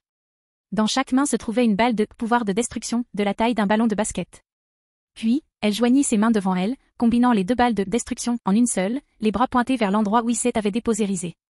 Destruction finale, hurla Ria tandis qu'un rayon d'énergie, destruction, était tiré de la boule, destruction, qu'elle tenait dans ses mains. Pendant ce temps, dans la forêt sombre, Rise parvint enfin à se relever. Cependant, il n'était pas encore en état de combattre. Salope, s'écria Rise avec colère. Comment ose-t-elle m'humilier ainsi? Cependant, avant que Rise puisse se plaindre davantage, le brouillard sombre qui l'entourait prit une teinte cramoisie sinistre. Puis, au bout d'un moment, tout devint complètement noir et il perdit connaissance. De l'autre côté de l'académie, Ria et ses camarades regardèrent le rayon se diriger vers le brouillard. Au bout d'un moment, un dôme de pouvoir de destruction consuma toute la zone boisée entourant l'ancien bâtiment scolaire. Merde! Marmonna Issei, incrédule. Bientôt, le dôme se dissipa. À sa place, il ne restait plus qu'un cratère. Un cratère parfaitement hémisphérique, aussi profond que le dôme qu'il voyait était haut. Puis, avant que quiconque puisse commenter davantage, la voix de Greffia résonna sur le plateau Rank Game. King, Rise Phoenix a pris sa retraite. Le vainqueur de cette partie de classement est Ria Gremory. Chapitre 110, après le jeu de notation. Jeu de tri, plateau. King, Rise Phoenix a pris sa retraite. Le vainqueur de cette partie de classement est Ria Gremory. J'ai gagné. Dit Ria, incrédule. C'est fini, je suis enfin libre. Putain, ouais. Issei applaudit bruyamment, les poings levés. On a montré la vérité à ce connard de Yakitori. Tandis qu'Issei applaudissait, la réalité de la situation frappa enfin le reste de la noblesse. Asia serra immédiatement Koneko dans ses bras tout en continuant à panser ses blessures. Yuto et Issei échangèrent des salutations. Gaspé fut submergé par les acclamations et les cris de joie. Puis, Akeno s'envola et entoura Ria de ses bras, qui flottait encore après la dernière attaque. On a vraiment gagné, n'est-ce pas, dit Ria, encore sous le choc. Akeno, suis-je vraiment libre? Fu. Akeno rit à la réponse adorable de Ria. Puis, elle lui murmura à l'oreille, « Si tu trouves James, je parie qu'il te dira s'il existe ou non. » En entendant cela, le visage de Rhea prit instantanément la couleur de ses cheveux. Au même moment, Akeno se moqua de son roi. Finalement, Rhea se remit de sa gêne et se mit à rire avec Akeno. Au bout de quelques instants, Rhea et Akeno tombèrent à terre. Un instant plus tard, le reste de la noblesse les entoura. Puis, comme d'habitude, Rhea fut soulevée par le groupe et projetée en l'air à plusieurs reprises. Monde humain, Japon, Kuo. Dans le bureau du conseil étudiant, James, Sona et Tsubaki souriaient en regardant Rhea et ses camarades célébrer leur victoire. Finalement, Sona rompit le silence et prit la parole. On dirait que je dois vraiment intensifier mon entraînement, dit Sona en ajustant ses lunettes. Même si ça me fait mal de l'admettre, mon noble et moi aurions perdu contre Rise. Malheureusement, c'est vrai, dit Tsubaki en ajustant ses lunettes. Je pense qu'ils sont trop durs avec eux-mêmes, dit James avant de tapoter la tête de Sona. Votre noble ne s'entraîne que depuis 1 an et demi tout au plus. À part Tsubaki, je veux dire. Je crois que c'est vrai, dit Sona en s'appuyant contre la poitrine de James. La plupart de mes pairs ont été recrutés après mon inscription à l'Académie Kuo. En parlant d'inscription, comment ça se passe avec ce Sagi Janshiro, demanda James avec curiosité. L'as-tu convaincu de rejoindre ta pairie? En fait, si, dit Sona avec un sourire malicieux. On dirait qu'il a le béguin pour moi aussi. Si tu essaies de me rendre jaloux, tu devras faire plus d'efforts que ça, dit James en pinçant la joue de Sona de manière ludique. En réponse, Sona fit simplement la moue devant son échec. Se reprenant rapidement, Sona regarda James dans les yeux et lui parla avec un sourire. Je pense qu'on devrait rentrer, dit Sona en se levant des genoux de James. Si on n'est pas à la maison quand Rhea reviendra, elle va piquer une crise. Tu as probablement raison, dit James en se levant à son tour. Je suis vraiment content que Riri ait gagné. Alors, tu peux la voir aussi, demanda Sona avec un sourire moqueur. Cependant, son expression se figea lorsqu'elle se retourna et vit le visage de James. Je n'aurais pas eu à prendre les choses en main, dit James d'un ton solennel. Je ne pense pas que les enfers auraient apprécié ma façon de gérer la situation. En entendant le ton froid de James, Sona était certaine que James bouleverserait le monde souterrain pour ceux qui lui étaient chers. Même s'ils n'étaient pas ses amants. Rien qu'à y penser, Sona ne put s'empêcher de sourire. Bref, rentrons à la maison, dit Sona en prenant le bras de James. Regarde, Tsubaki est déjà parti. Quand James regarda autour de lui, Tsubaki avait effectivement disparu. Secouant la tête, James se laissa guider par Sona, le sourire aux lèvres. Enfer, territoire de Satan, capitale, Lilith. Comment est-ce possible, s'écria le seigneur Phénix avec colère. Comment as-tu pu si facilement vaincre la régénération de mon clan Phénix? Seigneur Phénix, je pense que vous devriez vous calmer, disait Oticus avec un sourire doux. C'est dommage que nos clans ne soient plus liés par le mariage, mais je suis sûr que nous pouvons rester en bons termes, n'est-ce pas? En bons termes? Pourquoi resterions-nous en bons termes, rugit Lord Phénix, furieux. Ta petite fille a sali la réputation du clan Phénix. Et comment a-t-il fait exactement, si je puis me permettre, demanda Venlana, s'immisçant dans la conversation. Était-ce lorsque Rizé a décidé avec arrogance d'affronter seul un noble entier? Ou était-ce lorsqu'il a eu du mal à faire match nul avec 2 démons de niveau intermédiaire? En entendant les paroles percutantes de Venlana, le sang de Lord Phénix bouillonnait. Sa colère grandissait, tout comme la pression qu'il exerçait. Cependant, aucun des présents n'était assez faible pour être affecté par sa pression. Puisque tu ne peux pas répondre à ma question, que dirais-tu si je te racontais comment Rizé a humilié sa fiancée? Désolé, ex-fiancée, dit Venlana en plissant les yeux. Pourrais-tu m'expliquer pourquoi Rizé a été autorisé à se rendre publiquement à sa noblesse? Ce n'est un secret pour personne qu'il était fiancé à Arya. Pourtant, avant chaque jeu de classement, on le voyait dans une situation similaire à celle de ce soir. Grogna le seigneur Phénix avec dédain. En tant qu'épouse d'un démon de haut rang, je devrais m'attendre à une telle chose. À cette déclaration, le silence se fit dans la salle. Le silence se prolongeant, la pression monta. Finalement, le seigneur Phénix réalisa qu'il avait dit quelque chose qu'il n'aurait pas dû dire dans sa colère. Sentant la pression monter, il pâlit. Puis, avant qu'il puisse tenter d'arranger la situation, Zéoticus prit la parole avec colère. Vous semblez avoir oublié 2 choses, seigneur Phénix, dit Zéoticus d'une voix basse et menaçante. Premièrement, Rhea et Rizé sont tous 2 des diables de haut rang. En fait, le statut de Rhea est supérieur à celui de n'importe quel 3e enfant du clan. Ou alors, ce statut d'héritier ne vous importe-t-il pas? Non, ce n'est pas ce que je... Le seigneur Phénix tenta de reculer. Cependant, Zéoticus n'avait pas encore fini de parler. Et deuxièmement, pourquoi faites-vous comme si Rhea allait épouser un membre de la famille Phénix, demanda Zéotic avec colère. D'après notre accord, Rizé rejoindrait le clan Grémory. Alors pourquoi faites-vous comme si c'était l'inverse?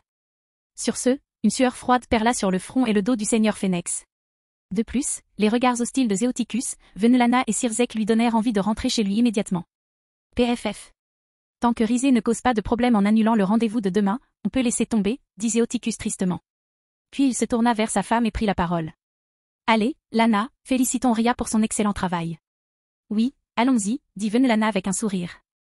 Puis, main dans la main, Zéoticus et Venlana quittèrent la salle d'observation.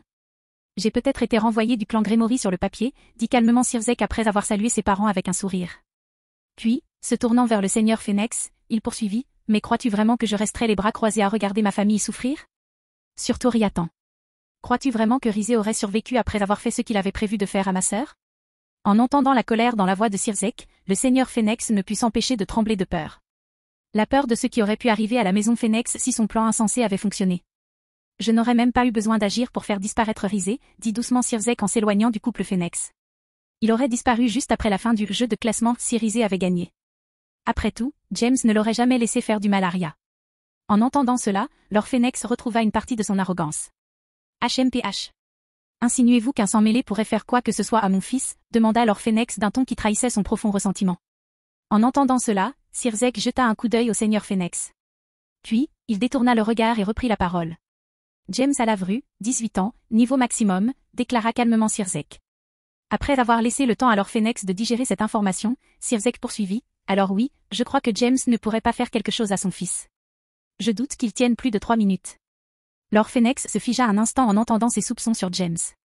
Oui, Lord Phénix avait choisi de croire que Sirzek se méfiait uniquement de la force de James pour atteindre de tels sommets. Son orgueil mesquin de sang pur l'empêchait d'accepter qu'un demi-démon de 18 ans possède la même puissance que lui. PFFF. Ça n'a plus d'importance, dit Sirzek en secouant la tête. J'ai du travail à finir, veuillez m'excuser de ne pas vous avoir salué. Sur ce, Sirzek quitta la pièce et se dirigea vers son bureau. Pendant ce temps, Lord Phénix ne pouvait que le regarder partir. Puis il baissa la tête et serra le poing. Pourquoi ai-je l'impression d'avoir eu tort dès le début, demanda Lord Phénix à voix haute, sans s'adresser à personne en particulier. Au début, tes intentions n'étaient pas mal avisées, dit Dame Phénix en prenant la main de son mari. Tu aurais pu te contenter de renforcer notre famille par le mariage. Mais tu as laissé ta cupidité prendre le dessus. En entendant la douce voix de sa femme, Lord Phénix leva la tête et la regarda dans les yeux. Même si nous sommes des démons, nous prenons les contrats au sérieux, dit Dame Phénix d'un ton sévère. L'accord prévoyait que les deux clans bénéficieraient de ce mariage. Et vous avez unilatéralement rompu le contrat. Soupir karma, hein, dit le seigneur Phénix en fixant le plafond. Je trouve ça vraiment nul. Monde humain, Japon, Kuo. À ce moment-là, Zéoticus, Venlana, Cassiel, Léona, James, Sona et les deux nobles attendaient dans la chambre du manoir de Ria qu'elle revienne triomphalement à sa pairie. Dire que je ne m'entraîne sérieusement que depuis 4 ans, dit Cassiel, impressionné par la force actuelle de Ria. Ou par ce qu'il entendit de Zéoticus, Venlana, James et Sona. Imagine comme elle serait forte si elle s'était entraînée sérieusement dès le début. À cette pensée, les 4 adultes frissonnèrent légèrement. Puis ils comprirent qu'il s'agissait d'un exemple de quelqu'un de très talentueux qui s'était entraîné dur dès le début. Un instant plus tard, tous les regards se tournèrent vers James. James, sentant les regards, tourna la tête et croisa le regard des 4 parents. Puis, il pencha la tête, confus. Monstre, dit calmement Zéotique. Venlana et Cassiel hochèrent la tête. Léona, quant à elle, avait le regard plein de malice. Et James ne le remarqua pas.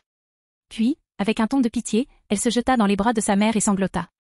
Maman, j'ai fait quelque chose de mal, demanda James tristement. Pourquoi papa, oncle Zéoticus et tante Venlana me traitent-ils de monstre? Je sais que ça fait un bail que je ne suis pas venu te voir, mais suis-je vraiment si méchant? En entendant la tristesse dans le ton de James, Zéoticus, Venlana et Cassiel commencèrent à se sentir coupables. Jusqu'à ce que la conversation reprenne, bien sûr. Non, chérie. Tu n'as rien fait de mal, dit Léona, semblant réconforter son fils. Je crois que ces vieux sont jaloux de ton talent. En entendant les paroles de Léona, tous les 3 se figèrent. Puis, lorsqu'on les appela anciens, leurs sourcils se mirent à frémir furieusement. Oh, c'est tout, dit James d'un ton dédaigneux. Je comprends ton point de vue. Sans moi, je serais jaloux de mon talent. Vraiment? Zéoticus, Venlana et Cassiel ne furent pas les seuls à penser cela en réponse à la déclaration creuse de James. Au contraire, tous ceux qui étaient à portée d'oreille eurent la même pensée, au même moment. Pendant le silence général, un cercle magique de téléportation apparut dans un coin de la pièce. Malheureusement, personne ne le remarqua. À la fin du cercle, 8 nouveaux venus apparurent. Il s'agissait, bien sûr, de Ria et de sa noblesse. Greffia décida également de les accompagner. Cependant, tous furent choqués de les voir tous dans une atmosphère aussi étrange. Tandis que Léona et James souriaient joyeusement, tous les autres les fixaient avec incrédulité. Finalement, Ria fut la première à reprendre ses esprits. « J'aime » cria Ria en courant vers James. Puis, arrivée assez près, elle sauta dans ses bras. Les bras autour de son cou, elle continua, « Maintenant, je n'ai plus besoin de me retenir. Ne crois pas que tu puisses m'échapper aussi. » Après sa déclaration, Ria pressa fermement ses lèvres contre celles de James. Comprenant que Ria n'était plus intéressé par la suite de la célébration, les autres commencèrent à discuter entre eux.